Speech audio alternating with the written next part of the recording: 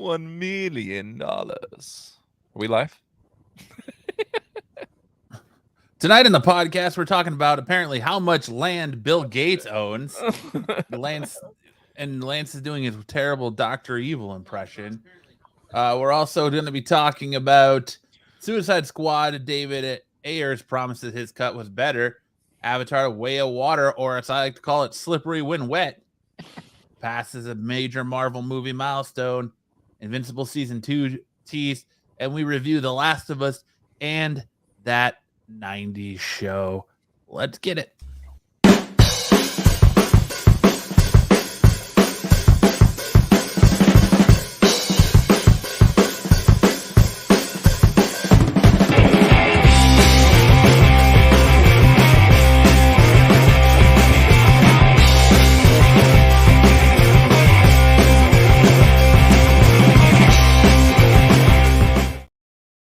It is Friday night in Phoenix, and your hot drop popped and locked into the Absolute Geek Podcast. I'm Matt. I am Lance. I'm JP. Yeah, what's good, fellas? What's the going best on? damn podcast in the entire world. Nah. Motherfuckers. Nah. I'm in a weird mood.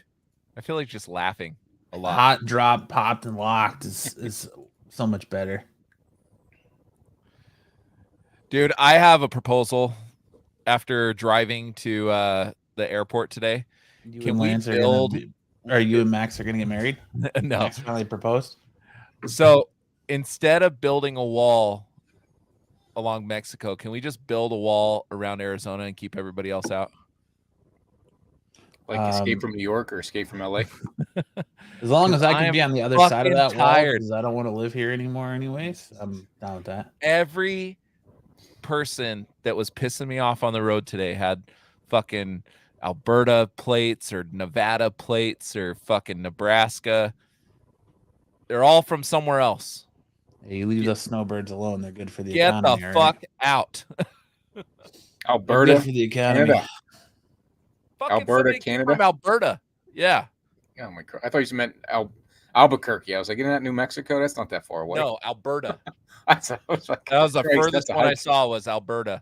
And that's not the first one I've seen of Alberta.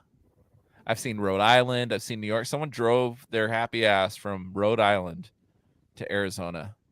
You do know that fucking shit in desert you see? Like, that has got to be the most boring drive. Don't you remember in the movie Falling Down how that police officer was moving to Arizona? And I think he let the cat out of the bag. And that was Falling Down with Michael Douglas. When he was I don't remember that. You never saw that movie? Matt, you know what I'm one. talking about? Nope. He had the shaved head or like the crew cut glasses. Michael Douglas. It was probably in the 90s. And he lost his job and then lost his shit on the way to. He would pretend he was going to work every day just to keep things for his family, even though he was divorced. And he flipped shit that day.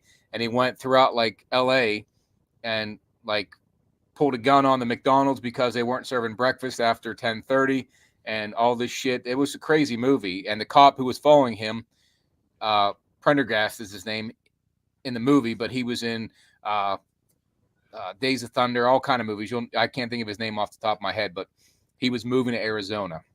Isn't the London Bridge in Arizona somewhere? Yeah. He was moving there, whatever that lake is. Lake Winnipesaukee or whatever. Robert Duvall? Yes, that's it. Sorry. Couldn't think of his name. I've never heard of this movie, bro. Great movie. My God, you got to watch that. It was just a good movie. A really good movie. Nobody wants to live here. Go away. And he sent everyone to you from that movie in the 90s. They said, "Oh, I love it here, man. I've lived in a lot of places. And if California was cheaper, I'd probably live there, but Arizona's my next choice. I'm telling you, Pennsylvania's the best place to live. Best football team, best hockey team. Best football team. Are they in the playoffs right now? Nope. Our teams are. We're all losers when it comes to that. I've never heard of this movie, bro. I can't believe you guys didn't see. He looks like an accountant. I know. That's what he did. He works for like a defense company. Yeah. He's got the military cut and the white shirt and tie. He looks like he was a Geek Squad reject. He's like IBM looking guy that now would be Geek Squad, but back then he looked like he worked for IBM or some accountant, but he was a defense contractor. I'm gonna watch this. I've never seen it. It's an awesome movie. Michael Douglas is great. I mean, it's his early work like Wall Street and later 90s work, I guess, but that was some of his best movies. It was 90. I think that movie came out in 93. Yeah. 93 is what I'm looking at right now. It's got a 7.6 out of 10 on IMDb, so it must be decent. It was good.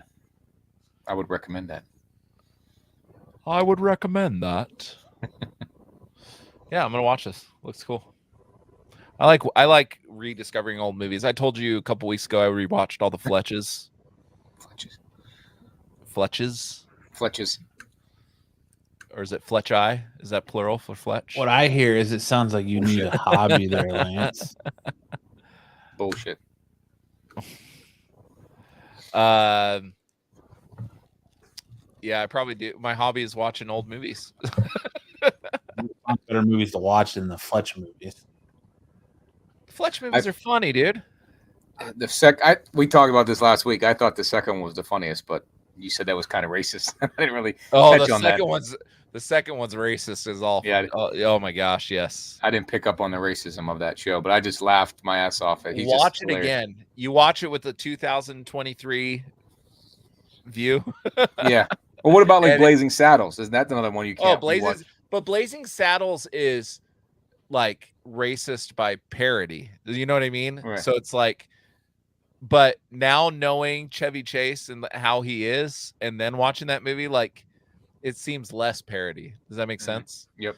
So like in Blazing Saddles, was it the scene where Gene Wilder he's like talking to the KKK and he brings out the mayor? No, the sheriff. What's his? The sheriff. I meant the sheriff. Yeah. It's not Arsenio. What's the Arsenio? Not Arsenio. What's the Richard?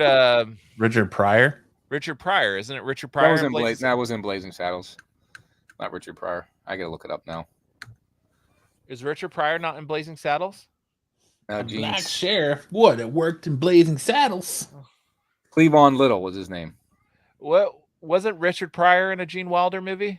He was, but that was Hear No Evil, See No Evil. Oh, okay. I'm just getting the two confused. Yep. But I'm pretty sure Blazing Saddles is the one where he brings the black sheriff to the KKK people and they scares the living shit out of them. Yeah, I just said they used the N-word in that. So I mean, it was like. But it's kind of like Tropic Thunder when Robert Downey Jr. goes blackface. Mm-hmm. And for some reason, people are totally okay with it, but it's because it's parody of people going blackface. So it's like, I always wonder why that never got flagged and all that he did. Yeah, that. I think it's in like the parody aspect. He's just a dude playing a dude dressed like another dude. That's all. Like that movie's great. Tropic Thunder. I've seen parts of it. It threw me off when Tom Cruise looked like he's the best part of Tropic Thunder. I know. I was like, that's not Tom Cruise. I'm like, yes, it is. I'm like, no, it's not. With his Vienna sausage fingers, like he's even got prosthetics on his own face. He's even got prosthetics on his hands, dude. That's how much that guy commits. Oh hell yeah. Fletch and Flubber, dude, you can't compare the two. They're two different kinds of movies. Max says Flubber over Fletch. I can't even compare the two. What is Flubber? Flubber's Robin Williams, but it's like a kid's movie. It's like a family movie. Yeah. Fletch is not. No. I wouldn't show that to my kids. Not yet, at least. Maybe he bangs everyone in those movies. I don't know how he gets that much. Yeah, Flubber is like Honey, I Shrunk the Kids, but Robin Williams. I would compare Flubber more to Honey, I Shrunk the Kids rather than Fletch. Agreed. Yeah. Flubber's blasphemy. What does this show become? No, what do you mean blasphemy? I ruined it. Flubber's trash. How dare you merge the name of Honey, I Shrunk the Kids? No, I'm just saying that they're the same kind of movie. No. They're almost beat for beat identical too. Like if you think about it, Jumanji and Honey, I Shrunk the Kids might be more similar than Flubber and Honey, I Shrunk the Kids. I'm just saying of the audience that it's going for, and the fact that they both feature scientists who fuck up. I feel you. I compared that because they both start with an F. That makes sense. Both movies suck. No, Fletch is funny, dude. Yeah. The new one's hilarious with what's his face? John Hamm. John Hamm. Mm-hmm. Yeah, you said that. I didn't even see that one come out, so I'll have to check that one out. Confess Fletch. Have you guys Aaron's never heard of which movie, Flubber or Fletch? Or both? I don't know. Fletch was a big movie, Fletch. right, JP? You're a little bit older than me, right? Chevy Chase. Yeah, it came out after your Christmas or vacation, and so he was, he had done a couple movies, and Fletch was another one he did a string of movies after SNL that put him on the map, and then they were hilarious. He's a goof. Like late 80s, Fletch came out, right? Yep. No, it was mid 80s. It was mid 80s. Fletch 2 was like late 80s. See, I was never a Chevy Chase guy other than Christmas Vacation. I was always a Tom Hanks guy. So like Big, The Burbs, Money Pit. That was my my jam. The Three Amigos. I fucking love that movie. Oh, that was Steve Martin and Marty Short, dude, are dude, I love them. That was my nickname, was El Guapo for the longest time. Fletch came out the year I was born. 85? Uh-huh. Wow. Yeah. Because Christmas Vacation came out in 89. So I thought it was earlier than that. I thought it was 83 or 84. I think he was still doing SNL when he did Fletch. Because isn't it produced by Lorne Michaels? I don't know. He did a couple other early movies back then, and then he hit it with Christmas. Well, probably Vacation was 83. And then Fletch was 85. So, and then Fletch Lives 87, 89, and Christmas Vacation. Clark Griswold. Yeah, Three Amigos is awesome. What's another Chevy Chase movie? Hot Tub Time Machine. Is he in Hot Tub Time Machine? Yeah. He is. He is. No, what's the one where he ate the lamb balls? Funny Farm. I don't even remember that one. You ever see Funny Farm? Him and Community. Yeah, Community was good. Caddyshack. Yeah. So okay. So it was Caddyshack, Vacation, then Fletch. That was his string of three. No, Vacation was Vacation came out in 83. Fletch is 85. Caddyshack was 80. Yeah. So Caddyshack, he was still in SNL. That was his string of three movies. 86. And then Spies Like Us, which was a big one. Yep. Yeah. That came out in 85. That came out the year I was born too. That's weird, man. I liked him more in Man of the House with Jonathan Taylor Thomas. Oh, yeah. Cops and Robertsons. I remember, dude, we went and saw that at the drive-in movie theater. That came out in 94. And there's a little bit of 94, I was 9. And there's a scene where they're chasing after each other naked, and my parents were just like appalled because they took the entire family. Fletch Lives is bad, dude.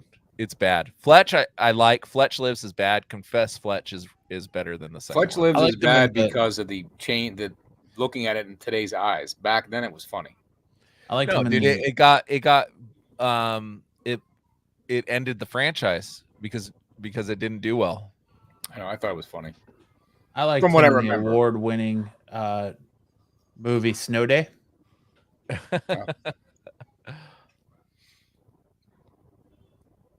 Last Action Hero. Remember that one? Where Arnold Schwarzenegger comes into the real world? Yes. Yeah, I had the soundtrack, so it was badass. No Green Day on it, but other than that, it was badass. It was 93. Green Day was brand freaking new then. Oh, I thought they were changing the world back then. They are changing the world. Spies Like Us is a great movie. Have you guys seen the newest Three Stooges movie? Yes, it's it's bad. Oh my god, that's hilarious. I thought it was hilarious. What? It's so bad. Oh my gosh, it's so bad. I thought it was good. I'm a big Stooge fan, and I thought some of You their should skits hate it. Well, I thought some of their skits with the Rock and the Pail that's hilarious. I think the Nun and I just thought overall it was a funny movie. I didn't think it was going to win an award, but I thought they was pretty funny. And I've seen just about every Stooges episode. Oof. Yeah, I watched the Three Stooges with my dad, and my dad watched it with his dad, and my dad saw the new one and was pissed. The only one that I think was faithful to like those old black and white shows that I can think of that was like a total reboot was the Little Rascals. Didn't see that one. You didn't see the Little Rascals? No, I wasn't a fan of them. They're children. I think it's a little older than the Three Stooges. Yeah, I think I know. I think I know what you're talking about. I wasn't. But the movie came out when I was a kid. Matt, you saw the Little Rascals, the original, right? Yes. It's kind of like a classic. I mean, my kids have seen it and they love it. But I don't know. Matt, so your daughter had a birthday party last weekend, right? She did, yes. So did you open my gift to her? What was your gift to her? It was I tried to find the most obnoxious toy I could. It's this thing. I think it's a cow. Was it the Linkamal? And you put blocks in it? Yeah, okay. So yeah, then that was from you. Yeah. Look, we got none of her gifts, but I think one of them had tags, so we didn't know who they were from. No cards, no tags. So my wife said, "Oh, I think this one is from Pepperoni," and it was the Linkamal. So is that what it's called, a Linkamal? Yeah, Logan has a couple of those. They all like link together and they'll sing together. That's why in the store I picked it up and I pushed the button and every toy around it went fucking nuts. Yeah. There's about like 6 or 7 other toys that were all from this brand. I pushed a button on this one toy and all the other toys lit up and started talking. Yep, she has an owl and a beaver that are Linkamal. Yep. Cool. So I got something that was actually that she's into. Yep, that she'll actually use. Mm-hmm. Yeah, awesome. Yeah, but I picked it for the sole purpose that I thought it was fucking annoying. I said, "Oh, I'm gonna get myself into Matt's fucking eardrums." Nah. My kid's got a set of drums that her aunt bought her. So that's my brother got my kids was a set of drums. So yeah, that's you're not gonna. That's how you little Linkable toy ain't gonna bother me none. You never know. It's like Chinese water torture, right? Keep playing it and playing it and playing it. I'm gonna get my son a electric drum set next year, I think, for Christmas. Nice. And a pair of headphones like he's in Ant-Man and the Wasp. Yeah, but I want one too, so I can record with it. But electric is way easier. You don't have to mic it all up and do all that stuff. But I'm gonna get a good one, like $1,500. I think I'll spend on it. I just booked a cruise for September. Oh yeah, going to Ensenada on Royal Caribbean. Ooh, we're looking at doing a cruise for our honeymoon. Dude, it's crazy. So all my kids were free. Kids on Royal Caribbean, kids 12 and under are free. So my entire trip, I'm taking all 7 of us. My entire trip was $1,600. Nice. For 2 rooms. Yeah, insane, right? Mm-hmm. And that includes gratuity and food. It's fucking wild. How do you have to drive down to Texas to get California? Oh, that's closer for you guys. Okay. Yeah, it's in Long Beach. So what? Long Beach, Matt? What? 8 hours? Yeah, I have no idea. I was just there in November. Oh, were you? Mm-hmm. Aaron says acceptance Ensenada is lame. Yeah, I agree. This is my 3rd or 4th time doing the Ensenada one. All the other times were Carnival, and I'll never do that again. But as far as taking all the kids, like it's only 4 days. It's the shortest of the cruises, I think. We're looking at going on one that's like an 11-day cruise, and it leaves Florida and comes back to New York, and we're talking about hitting Jersey and going to the Quick Stop and Secret Stash and Oh, that's awesome. The Smod Castle and doing all that stuff in New Jersey and then flying back home. So I've never been in New York, so yeah. My wife went a couple years before we got married and wants to go back. She says she loved it. But so you go from Florida to New York, and then they don't take you back to Florida. Nope, they'd take us to New York, and then cool. we would fly out of New York. That's cool. So, yeah, Anna's been asking me she wants to go to New York again. Flights are just so fucking expensive.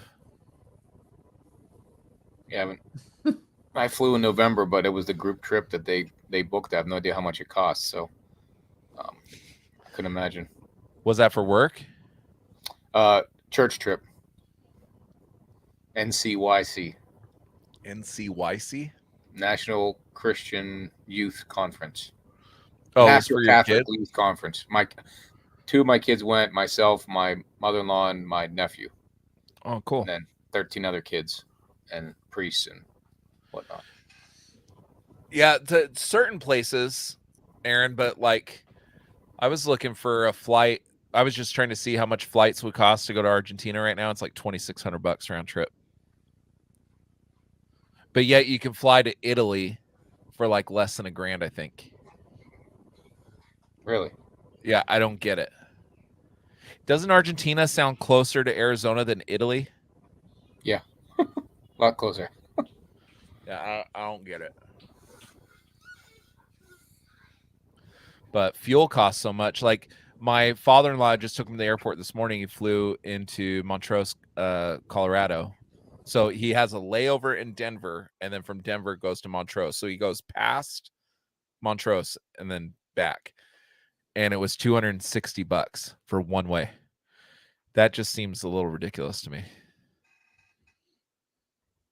To Colorado, a 10-hour drive. But I don't know. So we're talking about The Last of Us tonight and that 90s show. But first, we're going to get some geek news, right? Let's do it. Let's do it. 20 minutes seems long enough to talk about Chevy Chase and airline flights. Yeah.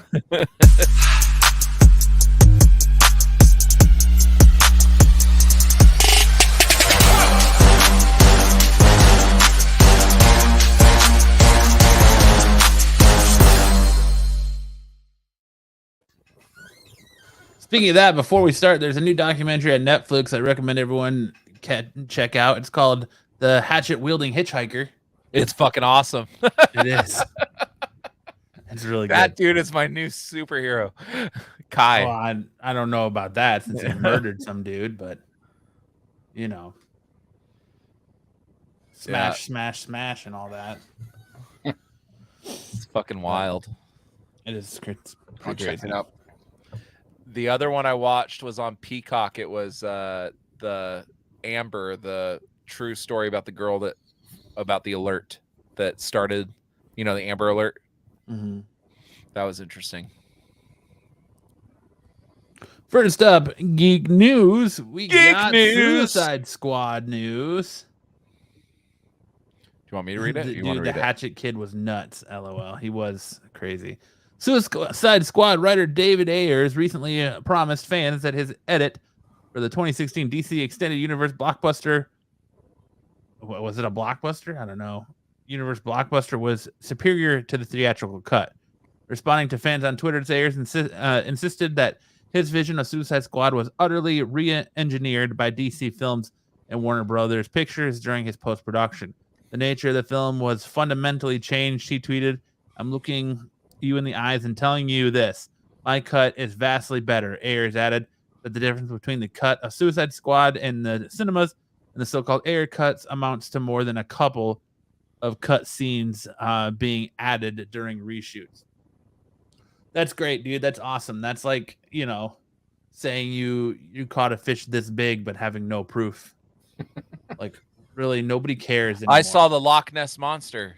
Oh, great, dude. Yeah. You know why? So you know why I included that picture of Joker on the top there? Why? Because that's proof that David Ayers' movie sucks. Yeah. He was an awesome Joker. No, he was terrible. Fuck. JP's going timeout. terrible. No, that picture right there, he could have been like as far as his portrayal, but the image that they put him in, I don't know how you say that, like how they made him look, is proof alone that David Ayer doesn't know what the fuck he's talking about. And I, for one, hope they just put this whole Snyder universe to bed and we never talk about it again. I don't understand why people are still going on and on and on about the Ayers cut. Like, shit, or get off the pot already. Like, it's not. Nobody cares. Your movie's forgot about, dude. James Gunn came out and redid Suicide Squad and gave us Peacemaker, and so you're old news, bud. You are,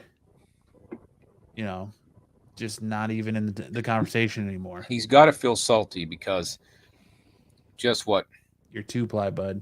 5 years later, somebody comes out with the same exact movie, calling it The Suicide Squad, uses Margot Robbie, and who's the is it Joel Kinnaman? Yeah, I like him. And Viola Davis, and makes a much better movie. And Jai Courtney was in the second one too, right? You are spare parts, bud. Yeah, no one gives a fuck, dude. I mean, I just look at anytime somebody says, "Oh, Justice League, like the Zack Snyder cut was awesome." So David, like anytime I hear this shit, I just bring up this picture because this picture shows you that they don't know what the fuck they're talking about. I mean, it is so fake too, like fake hard. Like the teardrop on his fucking cheek is made to look like a J. That is some fucking Mickey Mouse bullshit. I don't know, dude. And the cards on his neck. I mean, yeah, it's just dumb, man. It's just dumb. How can you go from Heath Ledger to this? I just don't get it. And why does everybody feel like they need to make Joker different? Like, I feel like the Joker movie went back to like that Heath Ledger kind of maniacal fucking shit show. It's because they're all trying to reinvent the wheel, and if it ain't broke, don't fix it. Like, I don't understand what they're trying to do with the Joker nowadays and trying to make him this like likable character. He should never be a likable character. He's demented. He's twisted. He is the opposite of Batman. He is the opposite of Batman in every way, shape, or form. And that's why they go together like yin and yang. You can't have one without the other. And it's just, quit trying to turn him into like something he's not. The Joker movie was good. Yes, the Joker movie was good. But I feel like it felt very much like that Joker felt like the same breath as Heath Ledger's Joker. Do you understand what I mean?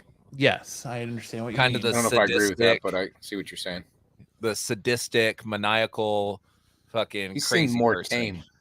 He was more tame than Heath Ledger. Well, he's starting out though, but towards the end of the movie, you see him get even crazier. Yeah, but the thing of it is they're not connected universes from what I guess. That's not what I'm saying at all. I know that, but I'm saying like you can't say that was before he got to what Heath Ledger was because they're different universes. So that was just a different portrayal of an early Joker, but it didn't mean that he was going to become Heath Ledger or Jared Leto's. Yeah, version. that's not what I'm saying. Right. So they're not. Jared Leto's is more like a fucking dollar store gangbanger than Joker. Like he's not. I'm just saying that the Joaquin Phoenix and the Heath Ledger one, you can see a lot of similarities in the way they were portrayed. I'm not saying they're connected in any way. I'm just saying as far as the maniacalness, the fucking sadisticness, the craziness, and then you throw Jared Leto just seems so much further out in left field compared to those two characters. They're two different characters. They're two different universes. I mean, the next movie is going to be a fucking musical. Yeah, I'm not even looking forward to that. I really don't think it's going to be. I think we're getting trolled. Well, why would they cast fucking Lady Gaga if she's not going to sing? I mean, Lady Gaga has been in a lot of movies she hasn't sung in. Did she sing in the Versace? Not Versace, but the Gucci movie she was just in with Adam Driver, the Gucci movie, House of Gucci. I have no idea. I didn't see it, but I don't think she sang in it. I just think it's a different take. That they're trying to get away from Margot Robbie and all that. It's a different take, and I think she's gonna nail the role. But Yeah, I don't know, man. I just I don't know. This Jared Leto, dude, when he was, I'm trying to think, he came out with a movie where he was kind of like Psycho. And I said, dude, Fight he would Club? make. No, it was after Fight Club. Because he's not in a lot of Fight Club, is he? I don't think he's in a lot of it. Who? Jared Leto. In Fight Club? Yeah. He's in Fight Club. But he's not in a lot of it. I But don't I'm pretty remember sure him. he was in something. With and I- Meatloaf? He was in the Fight Club with Yeah. Meatloaf? yeah. Yeah, he was in Fight Club. Maybe he was. He must have played one of the minions of. It was like a substantial. He was role, Angel but- Face. He was Angel Face. Okay. Yeah, Fight but Club. it wasn't He's a- like. I mean, there's three main characters of that movie: Brad Pitt, Edward Norton, and what's her name? Helena Bonham Carter.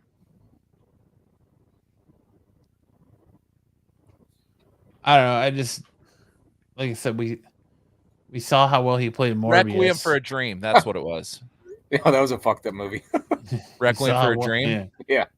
Yeah, but that's the one I saw, and I said, dude, he would be pretty good as the Joker. And when they announced his casting, I was excited about it. And then they released that first image. And I said, oh no, this is going to be a shit show. He did a better job as the Joker in the extended scenes for the Justice League and the Snyder Cut than he did in the Suicide Squad movie. But he doesn't look as fucking stupid. No.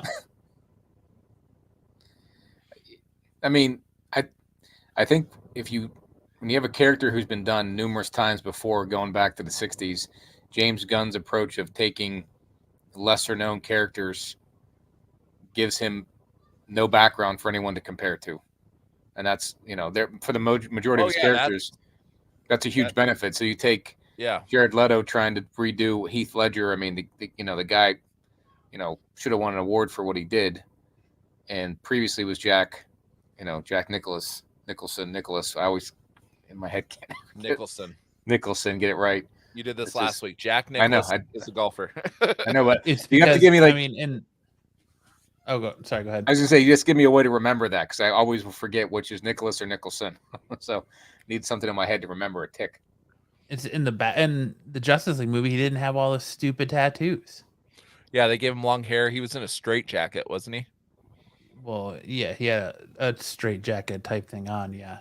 But he also had like some kind of like bomb vest or bulletproof vest on with a bunch of cop badges around his neck, but yeah, he had the long hair with the white face paint with the big smile, and he looked more Joker-esque than he did in Suicide Squad. So, moral of the story is, I don't care what David Ayer says.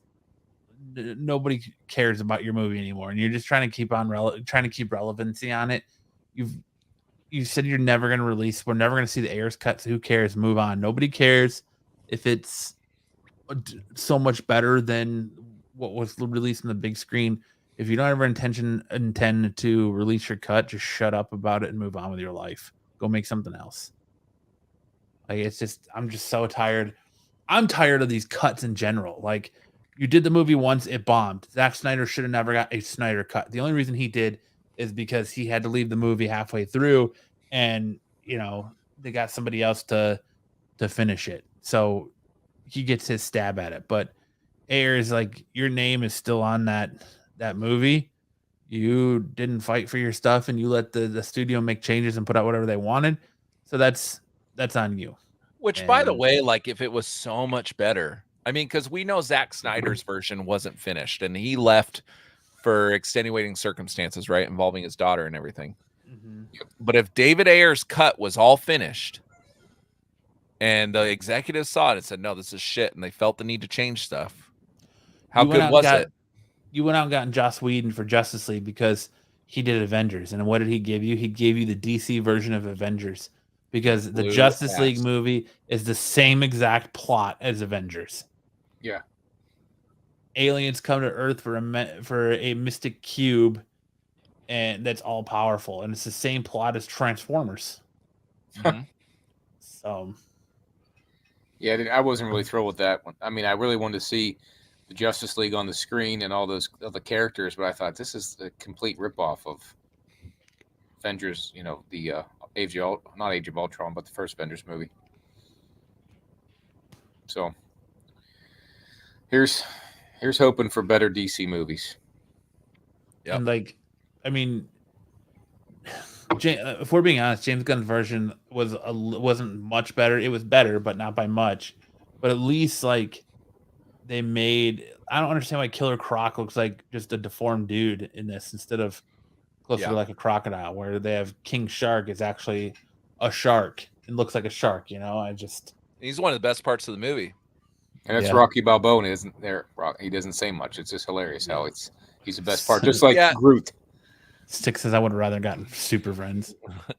No, that's what's endearing about James Gunn version is that the characters are a lot more likable. Like, don't you feel like Joel Kinnaman as was it Flag? Rick Flag. Rick Flag. Joel Kinnaman is more likable in this movie than he was the first one. Yes. Oh yeah. And that's due to James Gunn writing. And then you got King Shark, you got Peacemaker. So he gave us Peacemaker. Joel Kinnaman at the end of the movie, he gets killed by Peacemaker, and I was pissed because I was starting to like him. Yeah. And then the only person I liked in Ayer's Suicide Squad is Harley Quinn, because she was the saving grace in a lot of the movies that she was featured in. Margot Robbie. Viola Davis too. I didn't care for Viola Davis. Oh, yeah, I liked her in both of them. But I like Dante. Is it Dante? The dude in the wife beater in the middle of the poster. You mean El Diablo? Yeah. Yeah. He was awesome. But he was awesome. And then in this new movie, you have the Rat King. She was really Ratcatcher. She was really like Rat King's Ninja Turtles, isn't it? Yeah. Ratcatcher. She's really likable. Everybody's pretty likable in this movie. And Margot Robbie fucking killed it in the new movie too. Yeah, her scene when she was captured and got out of it and was knocking people down, it was pretty damn good. Yeah, that's the only part of Birds of Prey that's any good is her fight scenes. I never even saw Birds of Prey. Don't waste your time. I heard. I was just like, it's too bad. But yeah, I just want these movies to just be wiped from my memory, honestly. We have a whole year left of DC movies. Yep. Mm-hmm. Which that is that we'll be talking about those 4 DC movies later in the show after our geek news. Next up, Avatar: Slippery When Wet continues sailing up all the all-time box office charts, surpassing Spider-Man: No Way Home, taking its set to net direct James Cameron his third $2 billion film. Avatar sequel is now the 6th highest grossing movie ever, setting over 1.928 billion in worldwide ticket sales to date. Reports Variety, the figures eclipse No Way Home tally of 1.922 billion, helping Cameron's latest theatrical project to beat the Marvel Cinematic Universe film helmed by John Watts.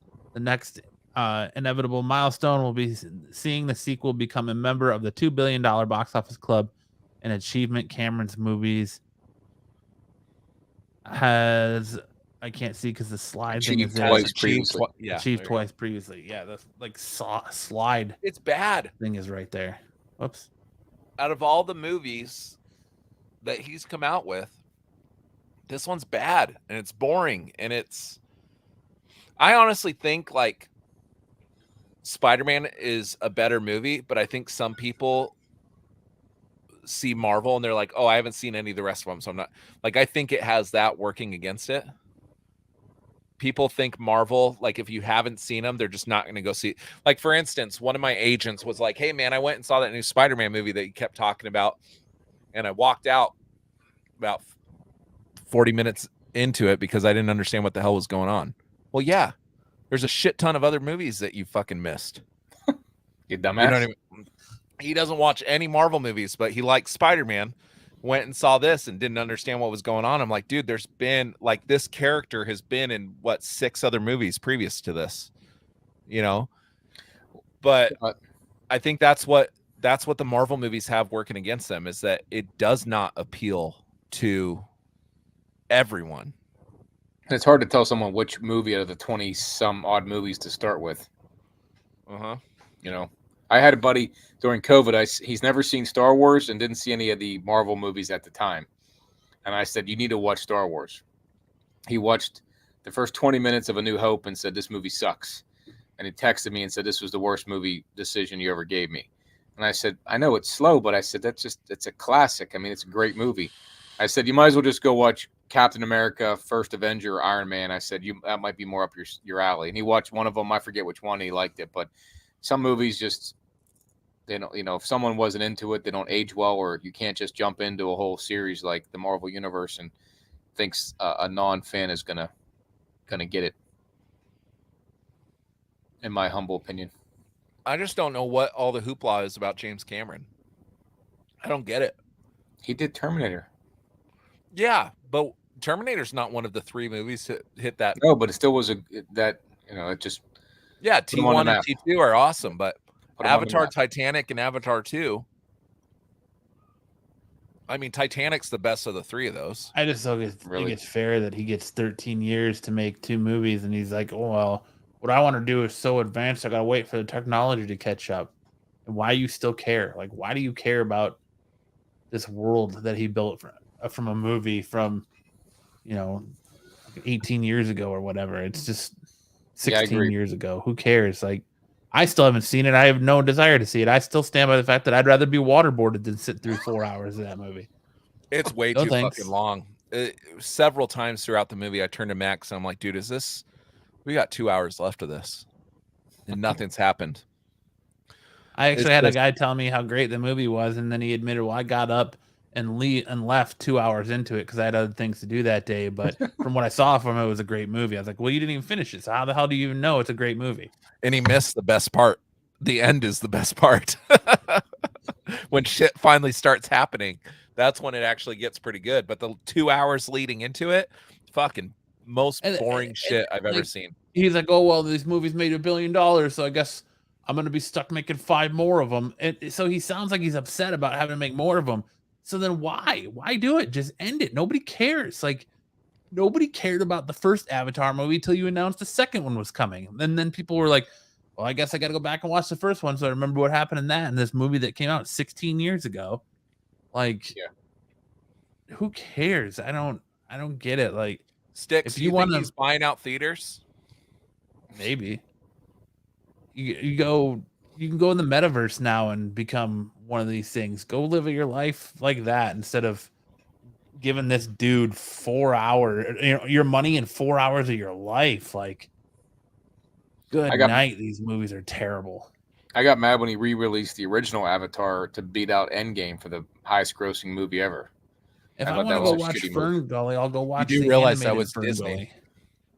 It was Disney. Disney owns both. I didn't know that, so maybe I didn't realize they owned both of that. Mm-hmm. I'm just saying, like, I don't know. I'm just saying, like, go watch Fern Gully and save yourself. Fern Gully's a better movie. Yeah, it's more funny too. Disney. One of their rides at Disney World is like Escape from Pandora or something like that. I thought that was Universal Studios. No, it's Disney World. I don't remember it there. But the first movie was produced by Fox, and Disney bought Fox. Okay. So the next one is going to be called Avatar 6, Pandora My Ass and Call Me Charlie. Yeah, it's just, I don't know. They're just way too fucking long, dude. They'd be way better if they were like that under 2 hour mark. Hour 45, man. You could have 4 movies out of the 2 of them, and it would have been much more enjoyable. Now, I think the new Deadpool has the opportunity to fucking blow this one out of the water. I think people are going to go ape shit for Hugh Jackman. Well, I take that back. It's going to be rated R, so probably not. Rated R. All the other Deadpool movies were rated R, and they did good. So. Yeah, but nowhere in this. No $2 billion. It's the highest grossing R-rated movie of all time, I believe. At least it was. I think it got beat out. What would have beat it out? I think we just had this conversation. Hey, Lance. What's a pirate's favorite letter? I don't know. What is it? What's a pirate's favorite letter? I don't know. What is it? What do pirates always say? Hey, Dad, fucking end your joke. It doesn't work if you don't say it, jackass. I was trying to give you the punchline to your dad joke. I can't give you the punchline if you don't say it, jackass. What, you want me to say the punchline? No, I want you to tell me what the pirate's favorite letter is. R. No, the C be his first love. Yes, see? I fucking Yes. What were we saying? Highest grossing R-rated movie ever? Yes. I'm It was pretty the highest sure groping movie, JP. I'm My pretty favorite. sure it was The Joker. groping. Joker beat it out. Oh, we didn't talk about that. No, you weren't on the show, but we did talk about it before you were on the show. Okay. You're gonna make me think that I was, forgetting things and I was getting old now. Dude, all these fucking JP's shows, like, I wasn't here. It doesn't count. all these shows fucking merge into each other. But I remember we had that conversation. Okay. Deadpool 2 and Deadpool 1 are 2 and 3, and then Matrix Reloaded, which is That was R. Matrix Reloaded. Yeah, That was the second one. the third one. Reloaded. Revolutions was the second one. Third one was. I didn't realize that was our movie. I guess Yeah. the first one was too. Maybe I don't remember. Dude, out of all these R-rated movies, Joker is the only one to cross $1 billion. I think it's inflation. If you did it for similar dollars, Deadpool probably beats it out. No, because they came out a year after each other. Yeah, but inflation was higher the year after. What? Dude, I can't give it to the Joker movie. I thought the Deadpool movie was much it's $200 million difference. It's not inflation. the price of movie tickets went up and so did popcorn. So that's the difference. So Deadpool 2 was 786 million. Deadpool 1 was 782 million, and Joker was 1,074,000. What was the first one? Joker. It was 1 million. So what was the other one? Or 700 million. 1 billion. Oh, this is like the acreage talk. 1,074,000,000. Sorry, I said 1,074,000. 1,074,000,000. The other one's 786,000, then 782,000. Matrix Reloaded, which you could make an argument for inflation because that came out 13 years prior, was 741,000 numbers. And then it. How much? 760,000 versus $1 billion. 786,000 million. My name's Million. Lance. I'm good with numbers. There's You a should lot never of do public- fucking numbers on here, dude. I don't know, what kind of? Are you looking at the smallest screen possible or what? 1,074,000,000. $1 billion. $1,074,000,000, then 786 million, million. and 782 million. Fuck, dude. All right, you win. Joker was a higher grossing movie, and it wasn't because of inflation. No, because they literally came out less than a year from each other. One was 2018, the next one was 2019. I still think James Cameron bought all the theaters for the Joker. That's why.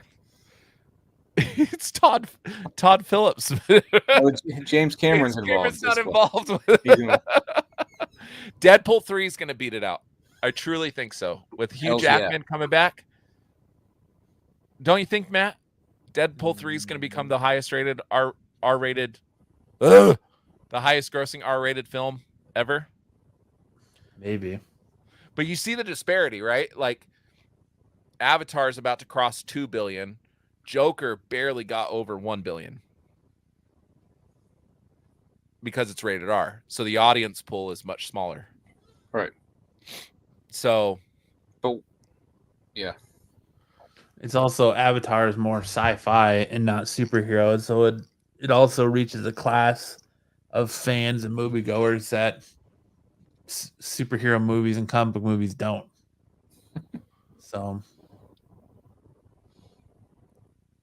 well, who knows? It's I don't like when the bad guys win, and I like James Cameron, but the Avatar movie should not be the highest grossing, and now there's a Joker for R-rated. I'll make an argument. Titanic's pretty good. I don't think Would you have your first date on watching that movie? No, I like I did. Titanic.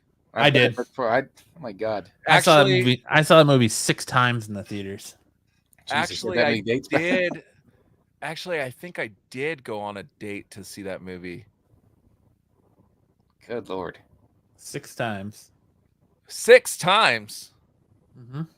It wasn't that good to see it 6 fucking times. I watched the Kate Winslet scene about 6 times. Oh yeah. Oh, that's You liked the old lady in the beginning and the end, didn't you? That was your favorite part of that. Looking for her diamond. Isn't it that only one of her boobs are in it and it kept that PG-13 rating? Isn't that if they put both, it would have been R-rated? The picture blocks one of them. I'm telling you, I've seen that scene a lot. Right, yeah. Yeah. They only show one, and because of that, it's able to keep its PG-13 rating. I don't care. I just go for listening to the dude's head go twing off the boat as I like that movie. I don't think it should be the highest grossing movie of all time, but I think it's an argument can be given that it's one of his better movies. I think it signifies. I said this before. I think it signifies the time in '97 when that movie came out, and the Batman in 2008, which was the next one across $1 billion or high grossing, signified the times of 2008. So I think that's why they did so well. Both were overall good movies. I still think there was a better movie than Titanic that should have grossed more. It's just, what can you do? Listen, she told Jack she would never let go. And she totally did. She totally let him go. Then she went on and lived her life. Started boning other dudes. And he's fucking frozen pop. Yep, a popsicle at the bottom of the ocean. She wouldn't let him on the door. There's plenty of room on that door for both of them. But she was greedy. Did you see I think it was Mythbusters did that. Like they get the circumference of the door and everything, and like they tried to break that myth. James Cameron said that there was no way that there was enough room on the door for both of them. This is a lie. Yeah, for a short period of time they could have laid on each other. That door wouldn't have sunk. Listen, I'm not trying to make the argument that No Way Home is the best movie of all time and it shouldn't be beat. But what I'm saying is, out of all the movies that come out, Avatar is not the one to do it. Avatar is just not that good. No, but if you think about it, your favorite movie each year does not win an Academy Award or a Golden Globe. So just having the highest grossing doesn't make the movie that good to the vast audience. It just means that that's why. See it. Yeah, that's why they made they made a new like award at the Oscars or something like that for like biggest. What was like so Black Panther could win an award. Like biggest fan movie or best fan movie or something like that. Oh, it's a good idea because it doesn't always showcase the actual best movie, but neither does grossing. So gross. It doesn't matter. I mean, I don't think it's gonna. It might win like best visual effects at the Oscars this year, but I don't think it's gonna win an Oscar for like best movie of the year. No, because The Whale with Brendan Fraser is killing everybody right now. Max and I are going to go see it tomorrow. I saw it. Is it awesome? It's a fucking depressing ass movie. Oh yeah. The fan favorite Oscar is what they're calling it. I guess. Or no, Brendan Fraser is voted one. Brendan Fraser is really, really good in that movie, but it is a depressing ass movie. It's only in the theaters? Yeah. Yeah, I think it's doing a limited release. It'll be digital soon. I think it's coming to Showtime streaming. I think that's who got the rights for it. I'm going to be looking up everything everywhere all at once. I really wanted to see that one, so it's finally on. Best movie, Sticks, is that a question you're asking? Best movie based on an existing IP that No Way Home? I don't understand what he's asking. I don't know, but I think Endgame's better than No Way Home. Yes. Yeah. Season 6 will be Cobra Kai's final season on Netflix.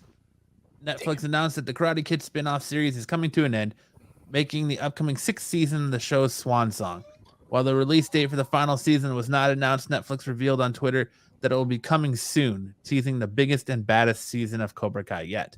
Series creator Josh Held and John Horwitz and Hayden Swassenberg also released a joint statement along with the announcement describing the end of Cobra Kai as bittersweet, while thanking fans for their support.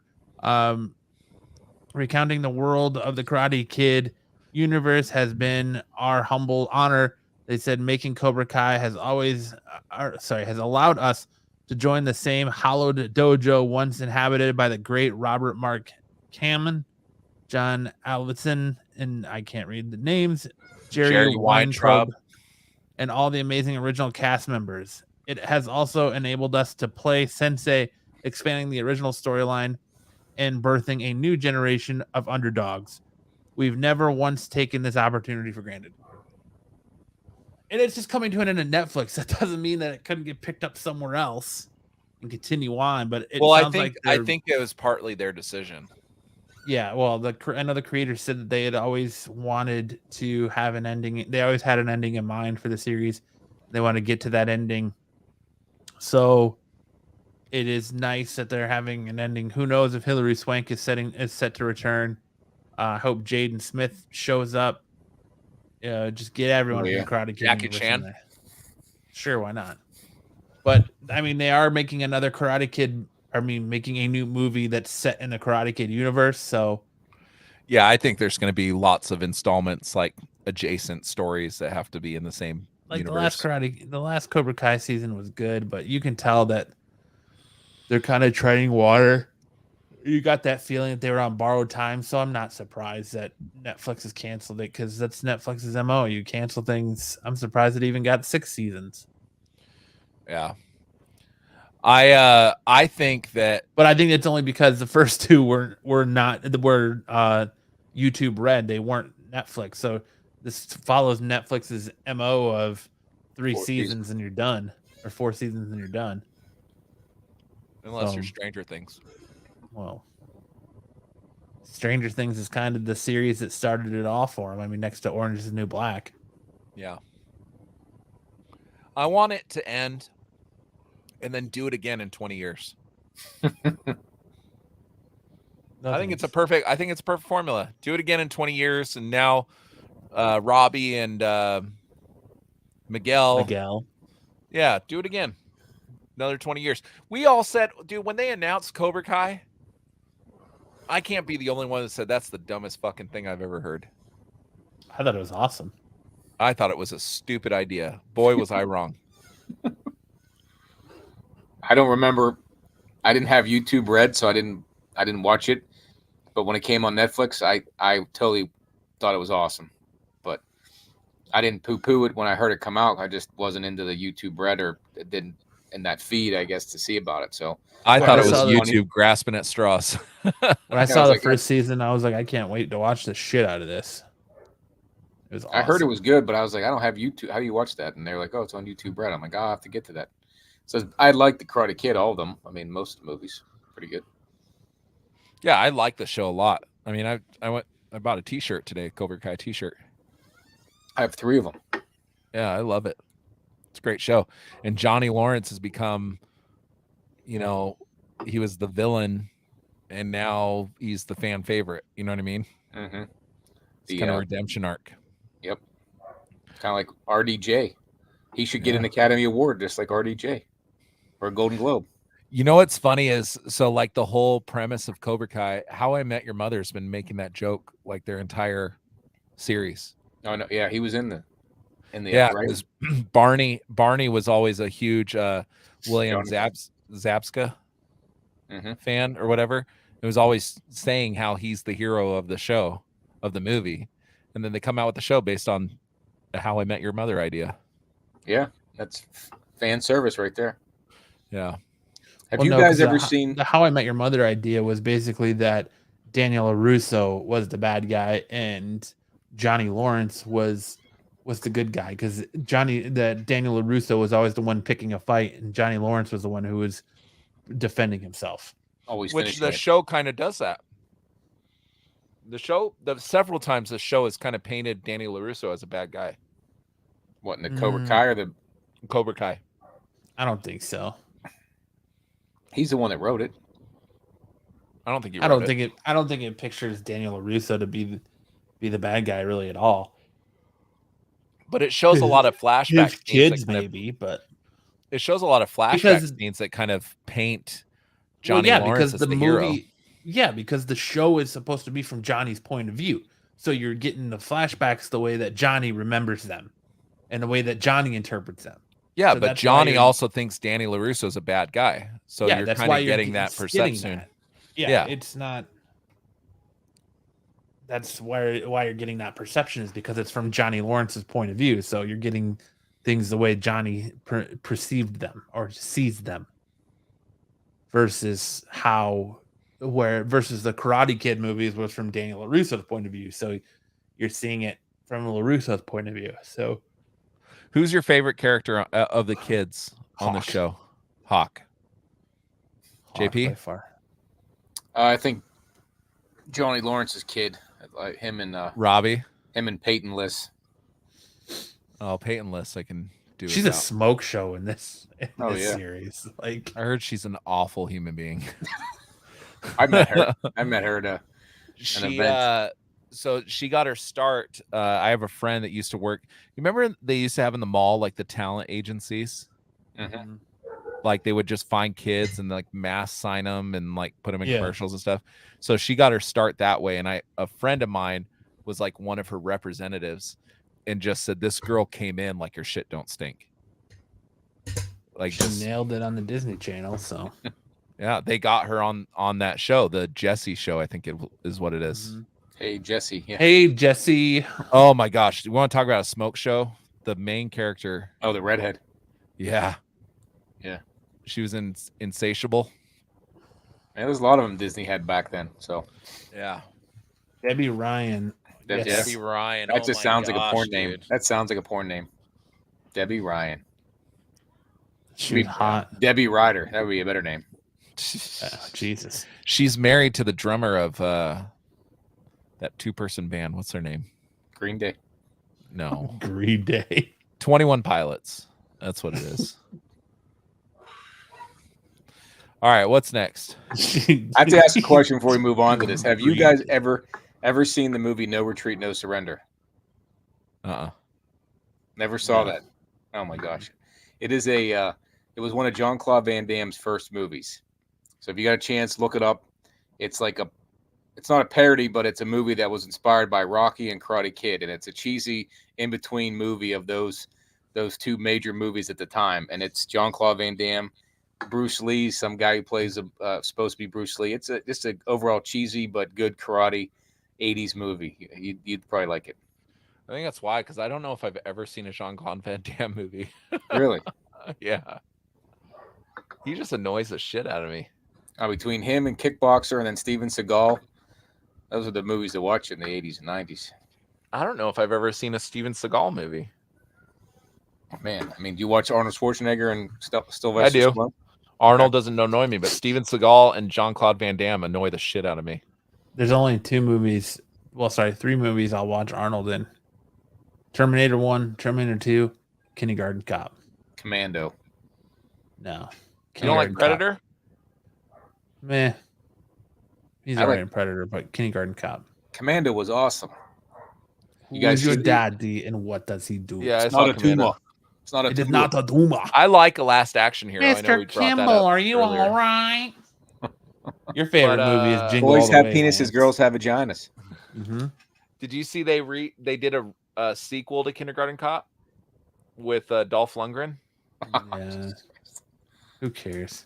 Dolph Lundgren. Yeah.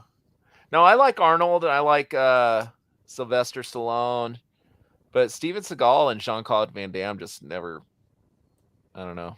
If you want a good martial arts movies, those two guys in my Three Ninjas. They did them. I didn't see that. I Saw Beverly Hills Ninja. Yeah, Chris Farley classic. That movie got fucking eviscerated when it came out, and now it's like become this like fan favorite. Yeah, it's a cult classic. Yeah, that movie flopped hard.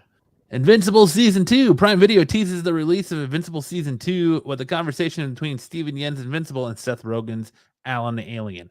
The video sees the tutorial superhero Mark Grayson, Yeun, and Alan the Alien in a burger mart as the two discuss what can be expected from Prime series next season. Along with Alan's dislike for pickles, the conversation revolves around the search for Uritha and Grayson's busy schedule and preparing for season 2. According to Grayson, this includes writing, designing, storyboarding, voice acting, key posting, in-betweening, cleaning up colors, slapping, comping the whole thing in all for the roughly thousands of shots.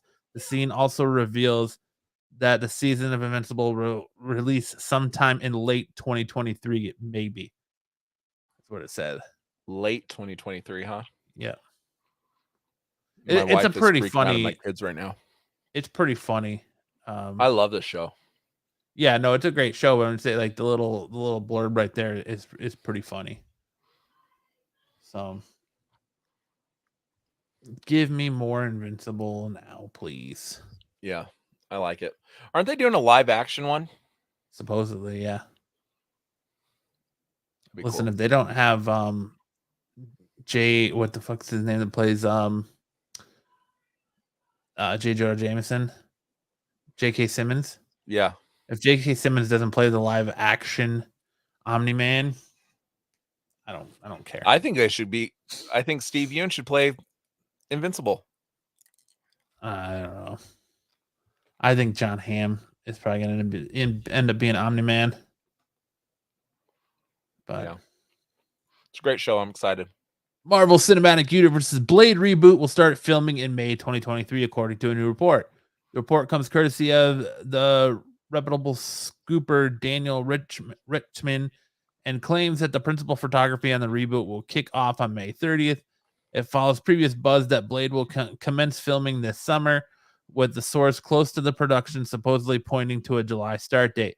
That said, Marvel Studios has yet to publicly confirm when the Blade shoot will happen, which means that both of these reports should be teased and taken with a pure grain of salt and a speculation right now. But yeah, we'll see. Sorry, That's brother. all I have to say. Blade. You're all good. I gotta go make sure my wife doesn't kill my kids. I'll be right back. That's fun. What I missed about Blade? I'm sorry. They're just saying that Blade might finally start filming later this summer. Okay. Get those Tomb of Dracula books ready. Sell. All Dracula stuff. The classic 1993 television show Biker Mice from Mars is scheduled to return with a new toy line and animated series. According to Comic Book American multimedia company, Nacella has acquired the rights to the Biker Mice from Mars franchise. Nacella is reportedly preparing to revive the IP within the next few months, with the company allegedly planning to release a new toy line and animated series to promote Biker Mice characters. Though a new project was confirmed, it remains unclear if the animated series will be a complete reboot of the franchise or a sequel to the original show. Biker Mice is the perfect way to start 2023 off with a Mars-based bang. I was never really a big Biker Mice from Mars fan. I haven't heard of it. I was more of a Street Sharks guy. But I guess it just goes for that nostalgia. That 90s nostalgia is hot right now. So everyone wants to remember a simple time. And for some reason, we remember the 90s being that simple time. And it just, it's like a race to reboot everything we can from the 90s. So why not Biker Mice from Mars? I don't remember that from the 90s. No? No, I don't. I wasn't a huge cartoon person besides the X-Men 97. Well, it would have just been the animated series at that point. Yeah, that's what I mean. But let us know in the comments below if you're excited for Biker Mice from Mars. It's kind of just whatever to me. I'm sure I know it has its fans out there, but it's not something I'm super stoked about. How about maybe a remake of Beavis and Butthead? They've already done that. It's on Paramount Plus. Oh, well, good. It was actually super good. I loved the last season of Beavis and Butthead. Something I'm super excited for, though, Apple TV has released its first promotional photo for Ted Lasso Season 3, teasing a tense new dynamic between the two of the series' main characters. Along with an image, Apple TV revealed that the series will be returning sometime in the spring of 2023. The promotional image features Ted Lasso's Jason Sudeikis staring down Nathan Shelley, Ted's former assistant coach who left AFC Richmond in a heel turn at the end of Season 2. Chasing fame and grandeur, Nate accepted a head coaching opportunity from West Ham United. New owner Rupert Mannin, who happens to be the ex-husband of AFC Richmond owner Rebecca Walton. And listen, there's never been a character that I liked and then equally hated and wanted to die than Nathan Shelley. Like, this character has brought. It's hard for characters to bring out so much emotion for me and stuff. But Nathan Shelley did. Like, his heel turn at the end of Season 2 makes me hate him so much. Like, they did such a good job making you love this character and then just turning around and absolutely despising him. Talk about spitting in the face of someone who brought you up, and it's just, my God, it just a lot of emotion rings true in this. But I'm super excited for more Ted Lasso. Have you watched Ted Lasso, JP? I just got Apple Plus for Spirited, and we were looking for something to watch, and I started Ted Lasso, and my wife was like, "No, we're gonna have to sit and watch what do you call it? Watch them all, binge this." And I was like, "Okay, we can't today," so we turned it off and have not yet got back to watching it. But I've heard nothing but you gotta watch it. It's good so stuff good. I love Sudeikis. He's hilarious. So I want to get this. Every couple of months, I rewatch the first 2 seasons. Like, I really like this show, and then I just rewatched Season 1 a few weeks ago, and I got to rewatch Season 2. But I can't wait for Season 3. It's such a good show. Yeah, I've actually found it. I found the first season during COVID. Like, after I watched Tiger King and pretty much got the achievement for completing Netflix, I got Apple Plus and watched the first season of Ted Lasso, and I started telling my friends about it. I was like, you should check out Ted Lasso. It's really, I didn't think I was going to like it, but I love this show. Yeah, so you can't beat Sudeikis, and just I do want to see, but there's so much to watch. That's a problem. I think I didn't watch Game of Thrones until COVID. So that's 8 seasons, 100 episodes. I think that took up too much of my time to get into anything else, unfortunately, because that's all we really watched for this summer or the winter of 2020 to 2021. So, well, I mean, what else were you gonna do? I know, but I mean, there's no time for anything else. I was like, I could have been catching up on all kind of stuff. Cobra Kai was on YouTube Red back then, I think, and was moving over to Netflix. Ted Lasso, there was plenty of stuff to watch, but I mean, shit. Game of Thrones was from 2011, right? So we were that far behind. 100 episodes to watch. Ted Lasso is only 2 seasons, 10 episodes apiece, so 20 episodes. It's a quick. You can binge watch Season 1 pretty quickly. So yeah, did you guys 13 Reasons was the other thing we binged. Oh, yeah, that was a long season. 13 Reasons Why. 13 Reasons Why. Yeah. So that was a show that never needed a Season 2 or 3. No. Season 1 was fantastic, but it never needed a Season 2 or 3. But can't wait for more. Ted Lasso just said that it's sad that it's supposedly going to be the final season, but maybe it'll be picked up by somebody else. No, they originally intended it to only be 3 seasons because well, I don't want to ruin it for you, but Ted Lasso and the last episode of the first season kind of lays out the direction of where they're going with this show. So it's a great show. One of my favorites. To think it all spawned off of a fucking commercial. Right.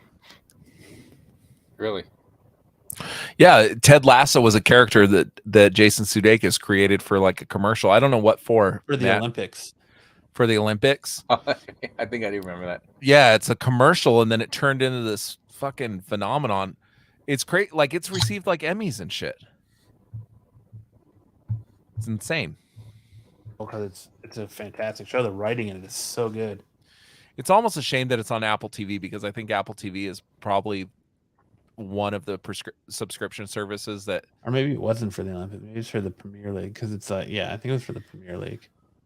but like yeah, Apple TV is like not a widely subscribed to a platform. No, it's not. No, it's one of the more recent one I got. So yeah, and I think it's the cheapest. How much is Apple TV? I think it's like $4.99 or $6.99. $5. That's fucking insane. I think that's what it is. But yeah. Anyways, moving on here. Shorzy gets a season 2. The Bulldogs are coming back for another season. Hulu has renewed Letterkenny spinoff Shorzy for a second season, which will exclusively air on the streamer in the U.S. Hulu has announced that Shorzy will be returning for a 6-episode season 2. Although a premiere date has not been revealed at this time, production on the Canadian series is set to begin in Sudbury this spring. Shorzy follows the foul-mouthed, chirp-serving, mother-loving, fan-favorite character Shorzy Jared Kesso and the embattled Salisbury Blueberry Bulldogs as they continue their quest to never lose again. Which that already kind of ended in the first season when they lost at the end. So I don't know what quest they're going to be on to never lose again, but glad to see more Shorzy coming back. Hopefully it was better than the last season of Letterkenny. That's all I'm going to say. Yeah, I hope that dude just doesn't stretch himself out so thin with all these spin-offs and shit. Like, Letterkenny was not that good the last season, and he's also writing Shorzy. Like, dude, if you can't make sure your primary product is not, firing on all cylinders, like, don't start writing other shit. And now it's time where we review our shows.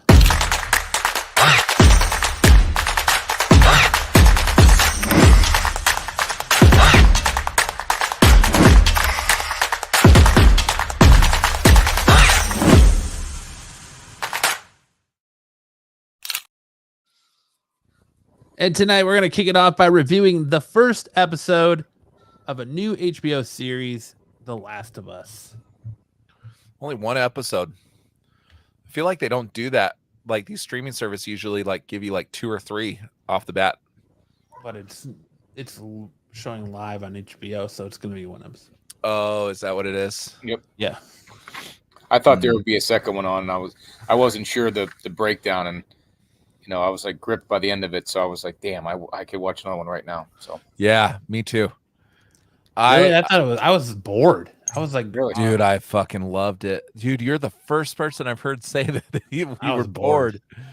I was brought so the into popcorn it. for this part of our episode here. You enjoyed it, huh, JP? Oh yeah, and I didn't play the game at all, and I like Pedro Pascal, and he's basically playing the same role as he did in Mandalorian. If you think it that way. The dude doesn't have a whole lot of range, does he? No, he plays the same thing and everything. But I just thought the whole aspect of if we can get into it, the bacteria, the fungi was just like, I was like, wow, that's a freaking intelligent way to Do you know that's a real theory? Oh, I thinking back now, I'm like, yeah, it's very true. Why did we not think of that? That's a real theory. As I'm fucking scared now of fungi. I won't eat another mushroom in my life. The Earth's temperature as it's rising, fungi is going to, evolve to be able to go into humans, and then we're fucked. Then we lose, as he said. Yeah. I just thought it was funny that they got the dude from Silicon Valley to be the TV show talk show host. Yeah. Yeah, and the guy from The Mummy was the scientist, the fungi scientist. Oh, is that where I saw him from? Mm-hmm. Yep. I was going to say I knew this dude from somewhere.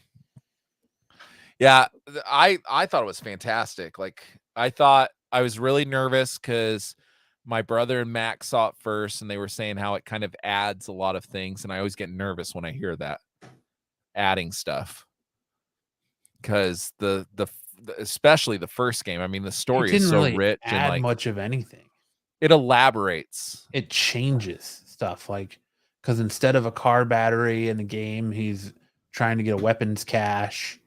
I mean, the stuff with his daughter, like the first half hour was like shot for shot from the game. Like it gave his daughter a little bit more backstory, but like, and it did some race bending and changed some things, but otherwise it was much shot for shot from race bending, not gender.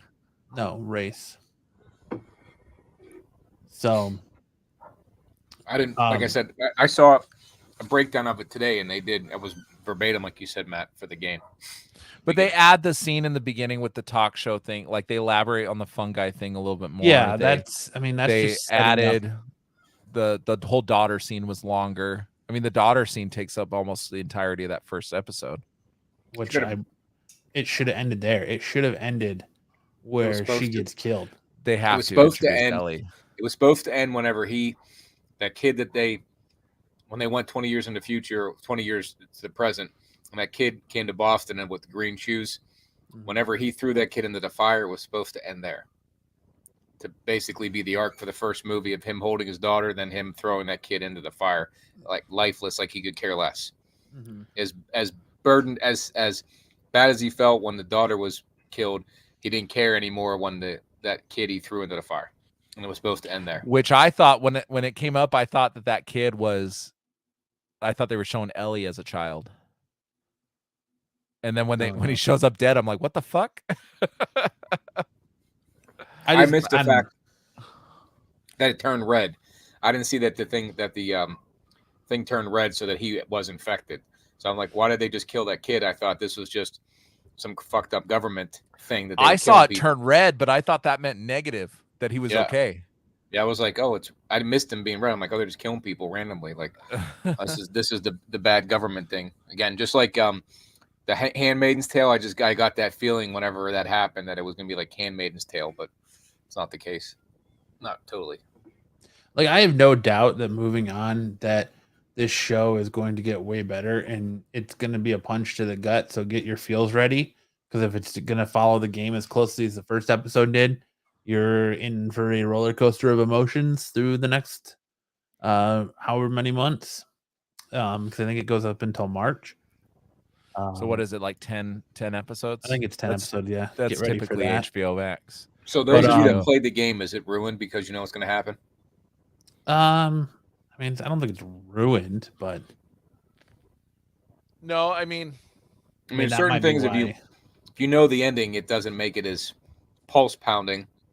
It's this is something I've been asking for a long time. Like I've been asking for this to get adapted, because out of every video game that I played, I feel like this has the most rich storyline.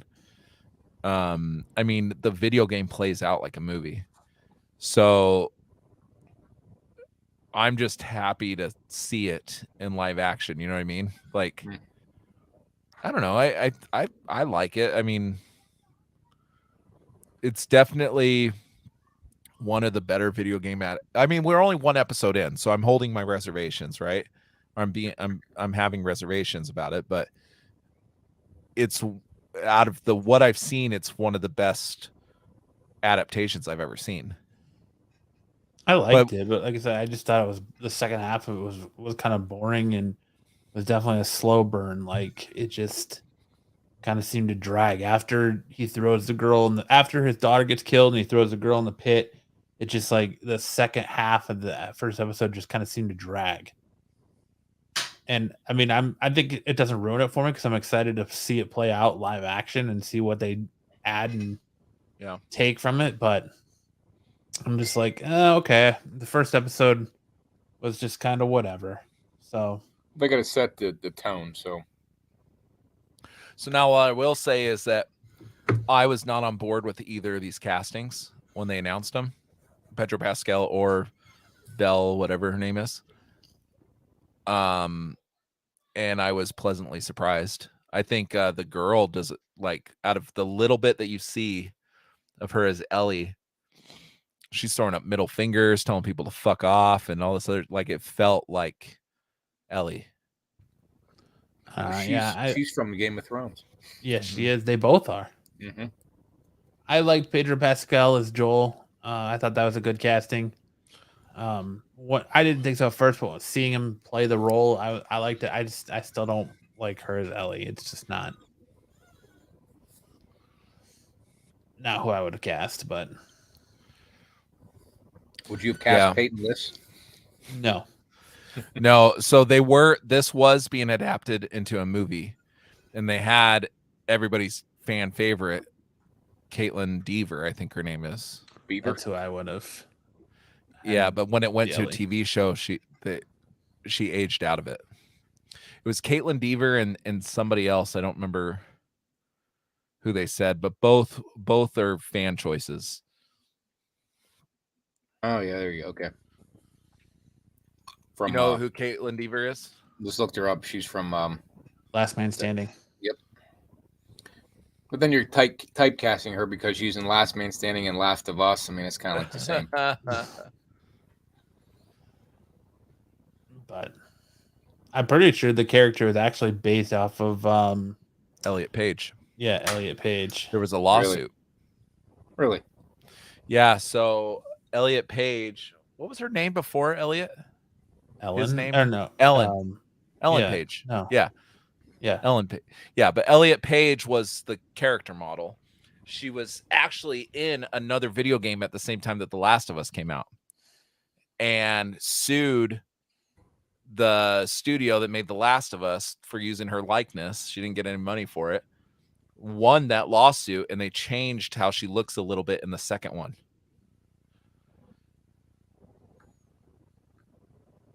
So, up then. I didn't see.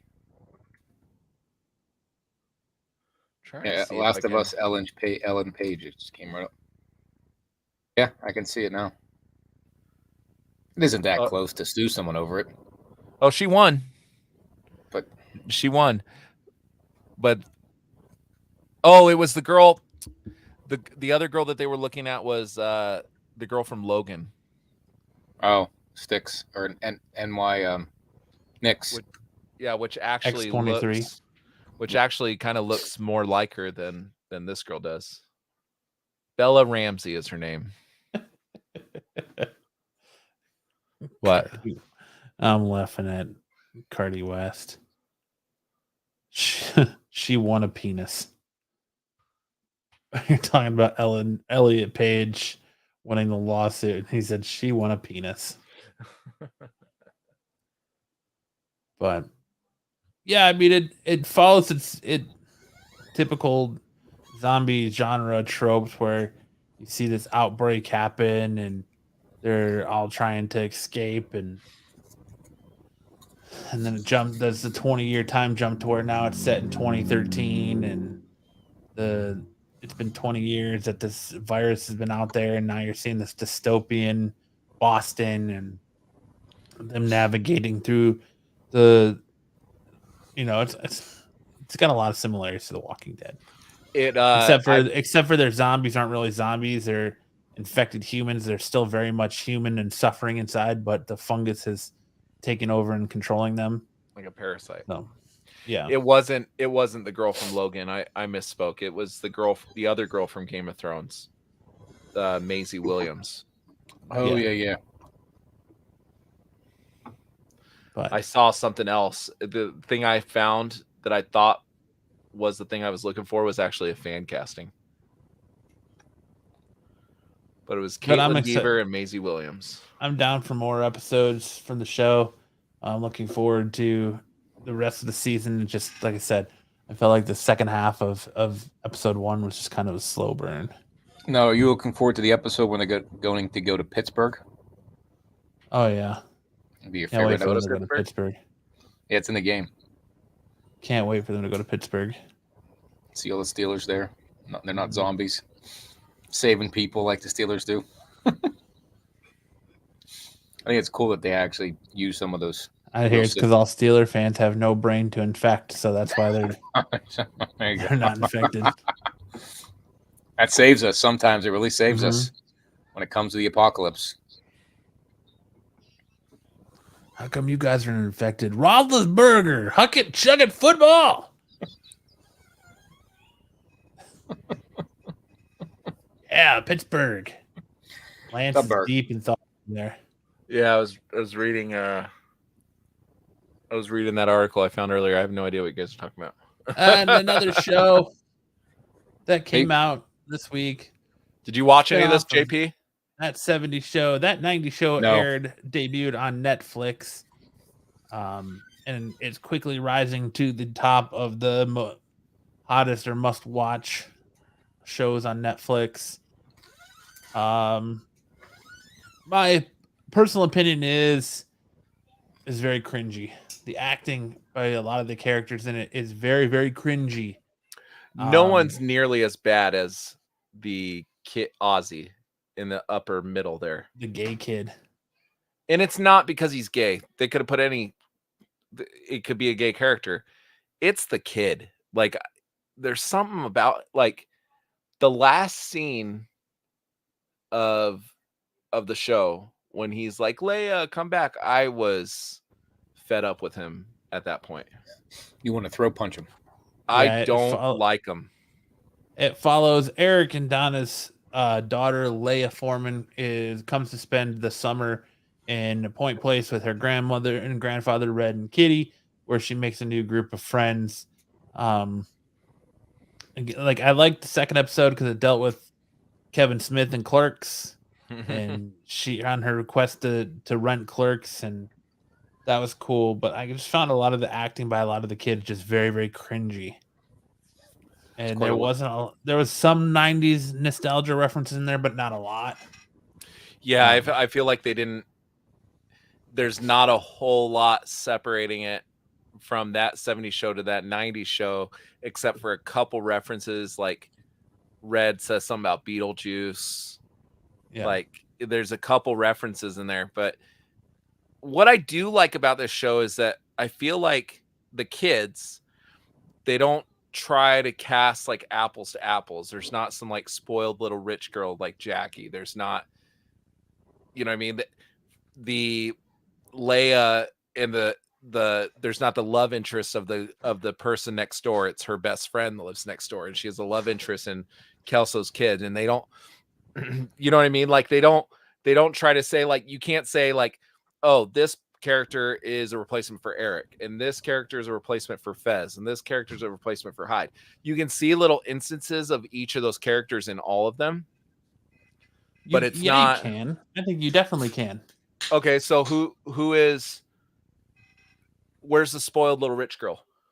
Okay, well, there's no spoiled little rich girl, but the Asian chick is very much controlling and very much like Jackie. Yeah, you just speaking to my point there. You can find little pieces of them in each of them, but it's not like an apples to apples comparison. Well, I think it is. They change enough of the characters to make it new. You know what I mean? Like, where's Ozzy would probably be closest to Fez, right? But they're very much different characters. Yes, but it's the same formula. You have a Kelso who looks just like his dad. You have your Hyde is the friend next door. That's the Hyde in the show. Then you got your Eric and Leia. You got your Fez and Ozzy, and then you got your Jackie and the other girl, the Asian girl. So it's like they're all pretty well represented there. Yes, but 100% of their character. So like the football Nate, the one that dates the smart that's like girl, your right? That's your Kelso. No, I mean he's stupid like Kelso, right? But the Kelso is definitely Kelso's son. He's kind of more like I think he's kind of like the replacement for Randy in season 8. No, because Randy is the ingenious one. So in season 8, Randy's the one that's always coming up with the good ideas, and like he's the savvy one. That kid's not savvy in the least. I just don't understand like why in this show all the male characters are idiots except for Red and Ozzy. I think Nate is closest to Kelso. But the difference between him and Kelso is he's not this womanizer. The Kelso's kid is the womanizer, but Kelso's kid is not a dumbass. Right. He acts like a dumbass when he's around his friend. He acts like he's a dumbass when he's around his friend Nate, but he's actually a really intelligent kid. And he's respectful too. That was the big thing in the 3rd or 4th episode. He's actually respectful too. Yeah. And he's actually concerned about like letting people down. And I see pieces of, so the original, 6? 6? I see pieces of those 6 characters in each one of these kids, but also with some of those pieces being in other kids too. So like Nate, I feel like is stupid like Kelso, but he's like a really sweet, endearing kid. And he's kind of taking, if you notice in the last episode, he's kind of taking the role of Donna. Yeah. He's going to become a love interest now, the guy next door. The closest I think you can compare to is Leia's best friend being Hyde.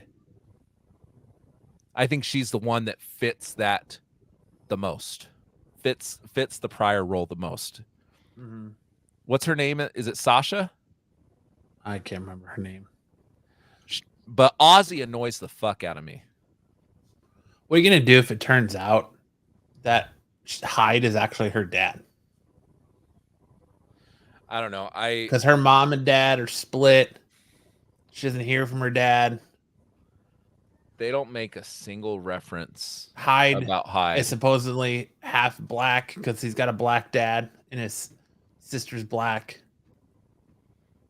So it would make sense that she could be mixed also. Are they supposed to bring the original characters in at some point? They are. All of them except for Hyde make an appearance. And he's even Leo's in it. He's in trouble, right? Yeah, he's the one that got me too'd. Yeah, so they don't even mention his name. They don't mention his whereabouts. They don't mention his name in the entirety of the show. There's no explanation to where he is. I mean, Kelso and Jackie and Eric all make appearances in the first episode, the pilot episode. Which Kelso and Jackie, that was almost throwaway. Yeah, Donna comes in a couple different episodes, and Fez. Donna and Fez, I think, are like, other than Red and Kitty and Leo, are like the original cast members that appear in it the most. Yeah, Eric's only in the first episode, and he said he wished he was on, like, it's not Regis and Kelly anymore. What's it called? It's Kelly. Ryan and Kelly. Yeah, it's Ryan and Kelly. Ryan Kelly, yeah. So, but he was on there. Yeah, it's the same writer as Hartman. He wished he could be in more, but he has his other show that he's also doing. Yeah, his Home Economics, which is essentially a grown-up Eric in that show. He's playing the same role that he did in that 70s show, just grown up. You could almost move that into the same universe and it would make sense. But he's in the first episode. Donna's in the first episode. Fez is at the end of the first episode and makes several cameo appearances. Like, I think he might be in like 3 or 4 episodes. Michael and Jackie are in there for 5 seconds. They come say hi to Red and Kitty. They yell at each other and leave. Which, if out of anybody, they should make the most frequent appearances because their kid is actually in the show.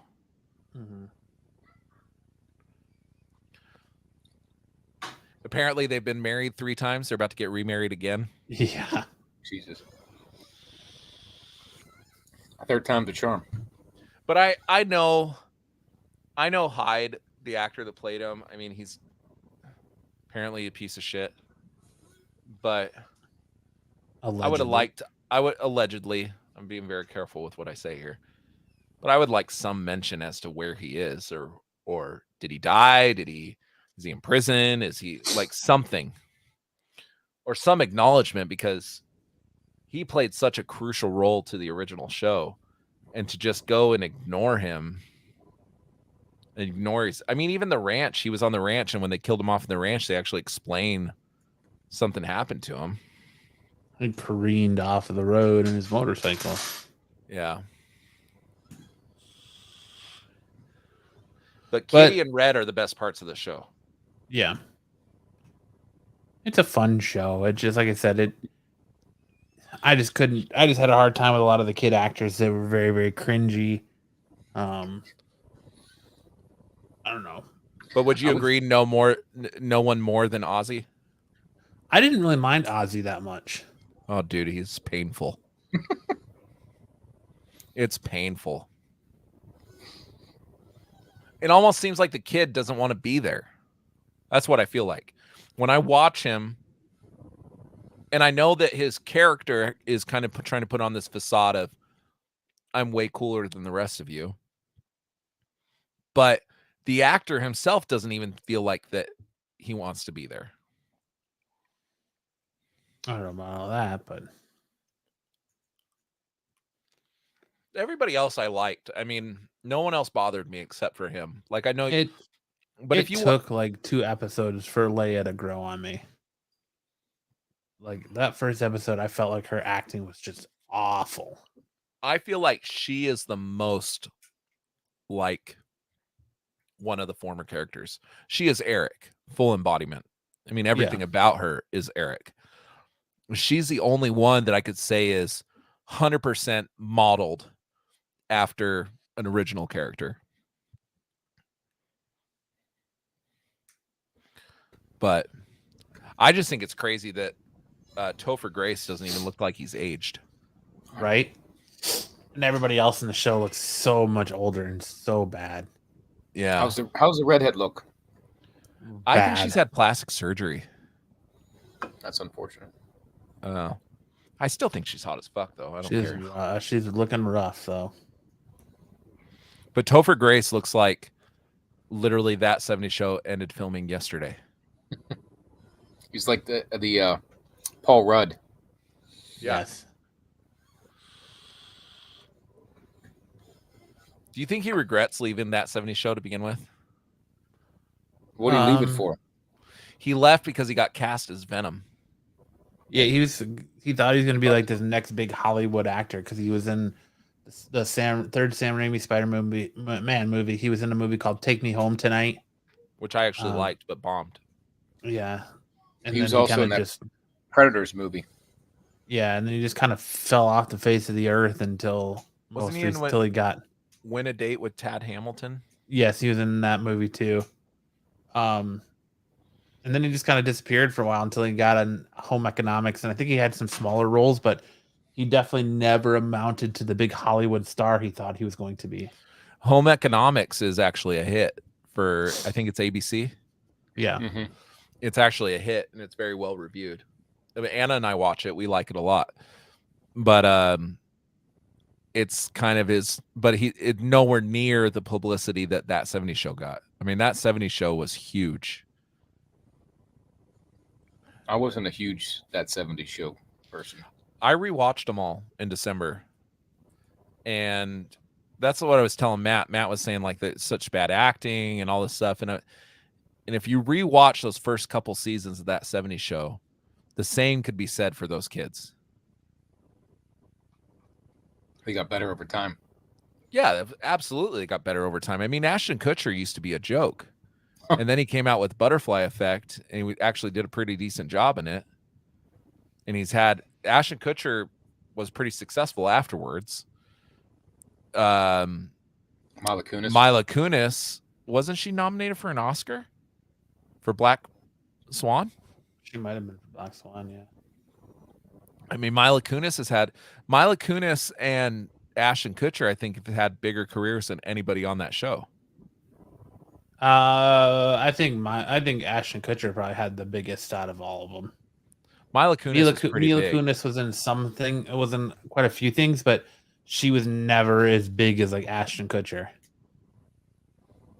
Like Ashton Kutcher had he had movies with some of the biggest names at the time. Like he's got a movie with Tara Reid. He's got a movie with Brittany Murphy. He's got a movie with Cameron Diaz. Like, yeah, he was the big. I think he's got a movie. Mila Kunis has had more professional accolades. Like when you look at their pedigree, Mila Kunis is considered to be the better actor. I don't know about all that. Well, I mean, she was nominated for an Oscar for Black Swan. I don't know if she was or not. I think you're thinking of Natalie Portman. Was Natalie Portman in Black Swan? She was the main character of Black Swan. I thought Mila Kunis was pretty big. List of awards and nominations. She was nominated for a Golden Globe. She was nominated for a Screen Actors Guild.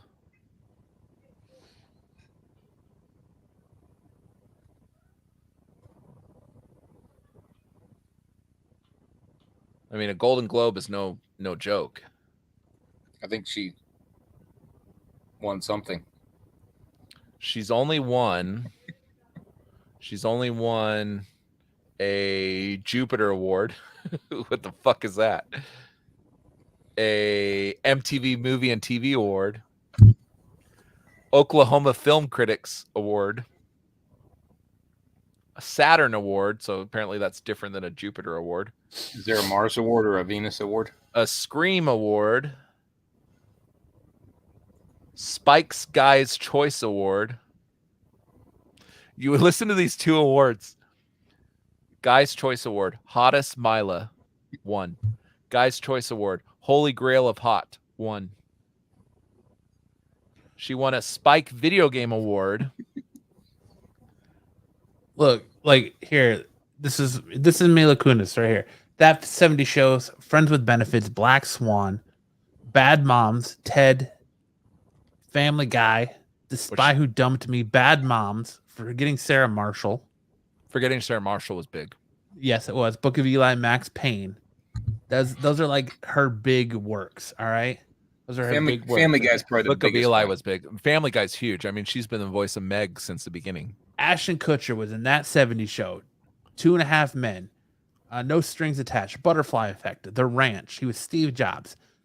What Happens in Vegas. Just Married. Killers. Dude, Where's My Car? The Guardian. A Lot Like Love. Guess Who? Punked. Cheaper by the Dozen. Valentine's Day. Open Season. My Boss's Daughter. New Year's Eve. Reindeer Games. Annie. Like, he's had the bigger career. He was in Reindeer Games? Yeah, Ashton Kutcher's been bigger. Like as far as like commercial success and things like that. Yeah, absolutely, Ashton Kutcher. But what I'm trying to say is Mila Kunis is regarded as the better actress or actor. Based on those Jupiter and Mars awards? Well, based on a Golden Globe. For that one and role. And a SAG award? You haven't really seen Ashton Kutcher trying to take on Steve Jobs. Other than Jobs. Jobs was supposed to be huge, and Butterfly Effect was a serious role for him. No comedy in that movie whatsoever. I like Butterfly Effect a lot. Oh, I love Butterfly Effect. But what I'm saying is it's not his comedic chops. I mean, when you look at What Happens in Vegas and what's the other one he was in? The funny one. What Happened in Vegas, Just Married, Dude, Where's My Car? The Guardian. He's fucking phenomenal in The Guardian. That's a great movie. I don't know if I've seen that one. It's him and Kevin Costner and Chris Pine, and they play Coast Guard rescue swimmers in Alaska. It's a phenomenal movie. But it wasn't a comedy, right? No, it wasn't. It was a drama. It was more serious. The dude has been nominated for Worst Actor on 4 different occasions. Oh, excuse me. 2 of those years he was. Okay, hold on. In 2004, he was nominated as Worst Actor for 5 different movies. Worst Actor in 2011 for 2 different movies. Worst Actor in 2014 for Jobs. I just look at it like this, all right? When it comes to Mila Kunis, there's only maybe 3 or 4 things I'd want to watch her in. That 70s Show, Ted, Family Guy. and Forgetting Sarah Marshall. I love Forgetting Sarah Marshall. Family Guy, I'm kind of burnt out on Family Guy. I was burnt out way. Yeah, I was after yeah. But Black Ashton Swan's a great Kutcher, movie. Ashton Kutcher, that 70 Show, of course. I love The Ranch. I'll watch. I love Butterfly Effect. I watch What Happens in Vegas every time it's on. I watch Just Married every time it's on. Dude, Where's My Car every time it's on. A Lot Like Love. Oh, I agree. He Guardian. has a lot more favorite movie. But that's like saying, okay, who's the better actor, Tom Cruise or fucking Paul Rudd? Well, I mean, we all know the answer to that one. It's Paul Rudd. Okay, who's the better actor, fucking Michael Douglas or who's been in a lot of shit, or Ashton Kutcher? I mean, of course, Michael Douglas. Kutcher. He's just saying things now to try to support his argument. What I'm saying is that they've had a lot of monetary and commercial success. Ashton Kutcher has, because he was everywhere. I mean, around saying, 2.5 Men and Punked and everything, that dude's face was everywhere.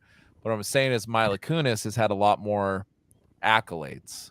No, I that's not saying. No, Ashton Kutcher's been in a lot more things. If you're going, she might have been nominated for more awards, but Ashton Kutcher has been in a lot.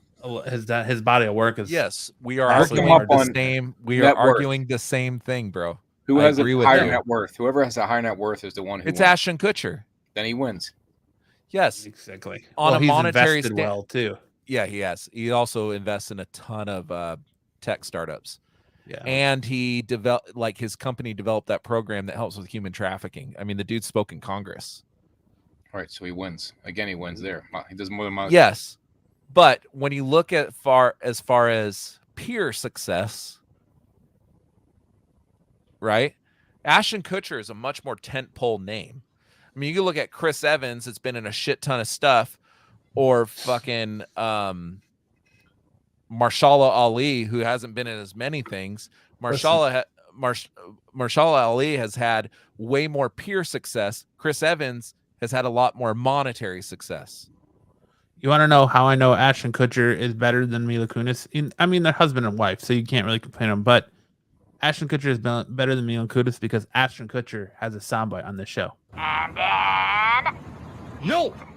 No, and then.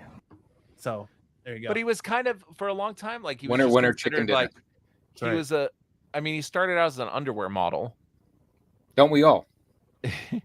He's a likable guy, but a good actor he is not. But she's likable. She's gorgeous. So I mean, she's a name as well, tentpole name. Not like Ashton Kutcher. Ashton Kutcher, I guarantee. In fact, here's a good indication of that. Ashton Kutcher and Mila Kunis had the same movie come out at the same time, and Ashton Kutcher's movie beat Mila Kunis's movie. So they have Friends with Benefits and No Strings Attached, which is essentially the same movie. They came out at the same time.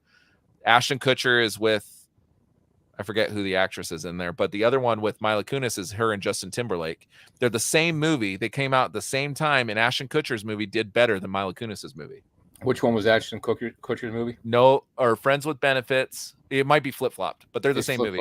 No, Friends with Benefits and No Strings Attached. No Strings Attached is the Ashton Kutcher one. Friends with Benefits is the Mila Kunis one. And I watched Friends with Benefits. I don't know. I didn't know the other movie came out at the same time. So Ashton Kutcher's movie did better. But I didn't even hear about it at the time. I was more interested in seeing the Mila Kunis or the Justin Timberlake version. And it flopped. I got my $7. All right. Well, anyways, move on. I just think we're saying the same thing. Judge it for yourself. Watch that 90s show. It's definitely worth checking out if you like that 70s show. I'm excited for a new season. The hardest part of me watching that 70s shows was Red, because I remember him from RoboCop, and he was such a dick and a horrible person in that show. Oh, and then he's like a cool guy in 70s. He doesn't. No, he's not. Doesn't match. Oh, he's just an old grump. He's an old curmudgeon. He's a grump. He's an asshole. Yeah, but he's not like blowing people's arms off and you know what I mean. Like he was fucked up in RoboCop. At least that's how I remembered as a kid. So the best part of this whole show is when he calls somebody a dumbass, or he's gonna stick up their foot up their ass. Like the best Red scenes are when he's Angry, threatening bodily harm on somebody. He's typecasted. Yeah, this is the DC slate. All right, well, I'll let you DC 23 release slate. I'll let you go ahead and go from here. 4 movies. Shazam! Fury of the Gods is coming out in March. The Flash in June. Blue Beetle in August, and Aquaman and the Lost Kingdom in December 25th. So out of these 4, JP, this was for you. He asked for this. Thank you. I got my popcorn for this one too. JP's opinion. Yeah. Out of these 4, JP, what are you most excited for? I'm just saying the future of DC is looking kind of bleak. I'm reading GP's mind right now. Oh, my head's starting to hurt. The Flash. Because Michael Keaton. I was just going to say, spot on, Matt. Spot on. I was going to say before I guess the change with Henry Cavill, The Flash would have been the movie I wanted to see because of Michael Keaton and how they put all that multiverse together. Now, I don't even know if it matters. And I think I'm more interested in the Blue Beetle movie just because that may move forward in the James Gunn universe more so than everything else. I don't think Aquaman will mean a shit when it comes out. I don't think The Flash will mean anything. Shazam will be fun to watch, take the kids to it. But I think the Blue Beetle movie will probably have the most staying power and the most relevance in the future. Now, Zachary Levi has dropped a couple hints on Twitter. We don't know if he's being recast or if Shazam is part of their future or not. I think the best thing that happened to Shazam, originally they wanted to do the next Shazam movie was supposed to be Shazam and Black Adam, and The Rock wanted to do his own. I mean, I think that's the best possible thing that could have happened to Shazam is that it's not attached to that movie and it can be carried on. I agree. I was just going to say that you're right. It has no direct connection because the only time you see Superman is just from his neck down.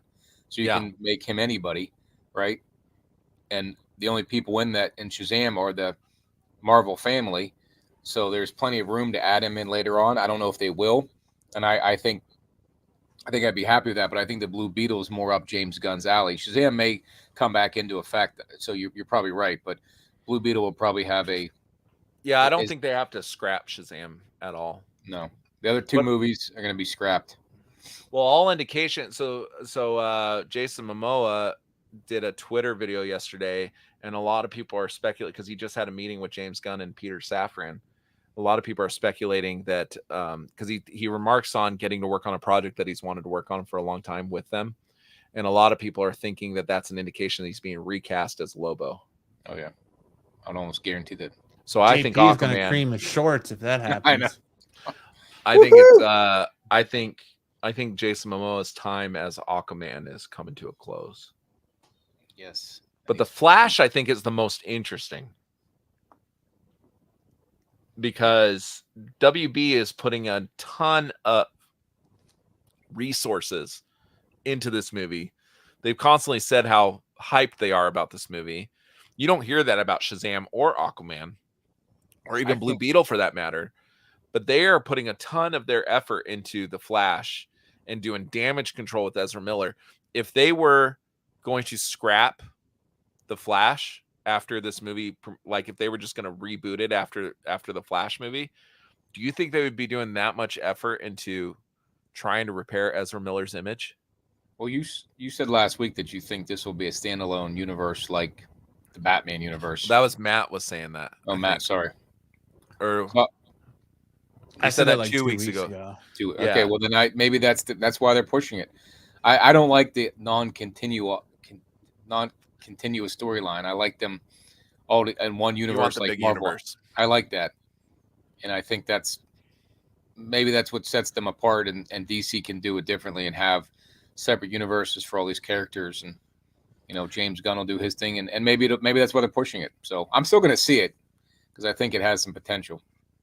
I think they're being very careful because I know James Gunn and Matt Reeves have both said that they met together because James Gunn wanted to get a clear vision of what Matt Reeves, because they're building a whole Batman universe with the Penguin show coming out. It's all in Matt Reeves' universe. But the Joker's not included in that one. From The Joker's not even included in that one, so I wouldn't be surprised if James Gunn hasn't had a conversation with Todd Phillips. But Matt Reeves said specifically what they talked about was to make sure that they don't overlap each other. That makes sense. So whatever you're gonna do, we're gonna do something different, and that's fine. But the Joker thing, maybe they're not worried about. If it is going to be a musical, maybe they're not worried about it overlapping in any way. Maybe it can't. I just thought the Flash movie could be such a reset for the whole DCU, but if they don't want to go that route and have it all interconnected and keep the Joker movie going and make as many of those as they can, let Batman do his thing and the Flash, and let James Gunn bring awkward third tier characters into it, like Blue Beetle and Lobo and Peacemaker, then have at it. I have a lot of faith in Blue Beetle. Yeah, I think it'll be pretty good too. JP, you have JP's opinion. You didn't give me your opinion this week. This is supposed to be like what grinds my gears. My opinion is that Jason Momoa is going to be Lobo, and my Omega Man number 3 is going to skyrocket to New Mutant 98 status. That's what my opinion is. JP will cream his shorts if that happens. Oh my gosh, you can't even fathom. Oh my gosh. Oh my gosh. So yinzer. So yinzer. Oh my gosh. What's funny is I have someone in my family that says that, and I mock them. So now I say it. It's becoming a twitch that I say myself. I never said it. I'm not. Oh that my much. gosh. Oh my gosh! Look at that. Jesus. You're gonna run up the grandma. room. Oh my gosh. Oh my gosh! You gotta wash your pants. My favorite thing is when like Max does this a lot. He won't say the F word, but he'll say like fudge or freaking or fiddlesticks, or I don't know if he's ever said fiddlesticks. How about Judas Priest instead of saying Jesus Christ? Oh my gosh. But I'm like, dude, the sentiment's there. When you say friggin', we all know you mean fucking. Yeah, but it's better to say that around your kids than fucking. Oh no. They've done studies that people who curse are actually more intelligent than people. I tell my wife that all the time, and she don't believe me. Yeah, dude, they've done scientific fucking studies. Fucking studies. So fuckity fuck. Fuck it all and fucking no regrets. Now you're just celebrating it, Lance. Fuck it all and fucking no regrets. Now you're just celebrating it. No, my parents get on me all the time because like I don't even catch myself anymore. And they'll, dude, my 4-year-old today. I was holding something I don't remember what it was. Oh, I think it was, they have these like little slime. They're like Play-Doh putty things, slime. And I was holding it. And my 4-year-old goes, "That's my fucking slime." And I'm like, holy shit. So maybe I do curse too much around my kids. My oldest kid. She stomped her foot when she said fucking too. "That's my fucking slime." My wife and I died, dude. Like, how old is she? 4. Yeah, I think that was my son, who's 17 now. When he was 4, we had a family party, and my cousin and brother had him off on the side somewhere talking to him, and I guess they go, "Hey John, hey, come over here. Say it again. What is your dad saying?" He goes, "Fucking damn it, fucking damn it." And at 3 or 4 years old, he's saying "fucking damn it." My 9-year-old, he'll like stub his toe or drop something and say "damn it" or "bullshit." Like he'll do that. "This is bullshit." My 1-year-old says shit. She screamed it at a restaurant. It's awesome. Shit. I really don't care, man. I used to be just like everybody else and get. I use the F word like it's an art form, so I'm not surprised if. My mom sent me a meme the other day of this little kid, and he's just like, "Oh, fucking damn it, fucking damn it." I was like, "That's gonna be my kid," and she's like, "Yep." Have you seen the? I'm sure they're on Instagram, but I've seen them on TikTok where like it's a parent, they'll go to the kid and be like, "Okay, you're allowed to say one bad word and not get in trouble for it." And there was one where it was this mom and she was asking her 3 boys. And the first boy's like, "No, I don't want to, like all scared and nervous." Second boy, "No, I don't want to." The third boy, he's like, "Fuck," and then does that weird Fortnite dance. It was so funny, dude. Did you guys not get the soap when you swore back as a kid? Like in No, I never did. Christmas? Oh yeah, that my happened to me. my dad's Catholic, Italian, and Latino. Well, they deny it now, but the F word was like the word "and" in my house. My dad worked at a restaurant, and I wasn't allowed to go down there to see him because he would swear back in the kitchen with the cooks. Yeah, they'd swear at the waitresses. They had one waitress they called Liza Fugalich, and I said, what does that mean? Because I started working there when I was older, and they're like, Liza, your food's up, Liza Fugalich, and I was like, what do you mean? He goes, fucking ugly bitch. Fugalich, fucking ugly. That's awful. Liza Fugalich. Yeah, I think there's so many more things to worry about than cursing. No, but it's all around you. I mean, they didn't say it in the 50s and 60s, and our parents' generations changed it all, and now it's more of it rolls right off your tongue. It's a sentence enhancer, baby. Yeah, that's what so my mom says, yeah, we didn't say it when we were kids or in the 50s. And I said, yeah, they also didn't have color television. So which time do you want to live in? Or the internet? A TV took 6 guys to move it into your house. I can throw a 65-inch on my back and get it in myself. Fuck. I'll send you guys a text of this bodybuilder trying to lift the old tube TV, like the 36-inch TV. You guys remember the tube? Mm-hmm. Yeah. I had the first flat screen, but it was tube TV. And me and my brother, 3 of us, tried to lift that motherfucking thing up the stairs to the place I lived. Oh my God. I got crushed against the wall because my brother let go and I went rolling down the steps. What a mess. Now, like you said, strap it on your back, take the fucking thing wherever it needs to go. Yeah. There is another TikTok video. Is these 2 guys that are moving a big 85-inch TV up to the 2nd floor of their apartment. And the guy, like, they get it up there and the guy's like, hey, I got to go get something. And then leaves the other guy there with it on the railing.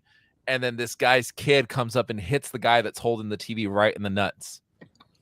And the TV just falls down and fucking shatters. What's up, Larry?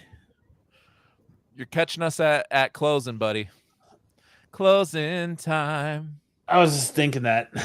One last call for alcohol. All right. Well, that'll do it for this week's episode of the Absolute Geek Podcast. Thank you, everyone, from the chat. Thanks for Larry for jumping in now. Thank you, Cardi West. Thank you, the beautiful Aaron. Thank you, Sticks Boy. Thank you, Max. Thank you, your mom. Thank you, Ish. Thank you, Fantastic Worlds Comics, who is also Ish. Thank you, everyone, for stopping by and saying what's up in the chat. We greatly appreciate it. Make sure to check out an all-new episode of the Absolute Game of Nerds on Monday. Make sure you guys go back and check out last week's episode where they had a really good interview about Superman #1 and trying to accomplish your mission of getting your grails in 2023. It was a good interview. So go check that out. Make Saturday sure to night special. Make sure to check us out on Saturday night special tomorrow night. Simulcasting here and over on Renovision. Make sure to get your fix on all the new books hitting the stores this week with Ish's Reads. And we got some new stuff coming out. Absolute Geek might have a radio station to check out. Might be on the radio moving forward. So we'll let you know if when that happens. But as always, you can catch us right here every Friday night. Same Absolute Geek time, same Absolute Geek channel. Until then, we will see you guys next time.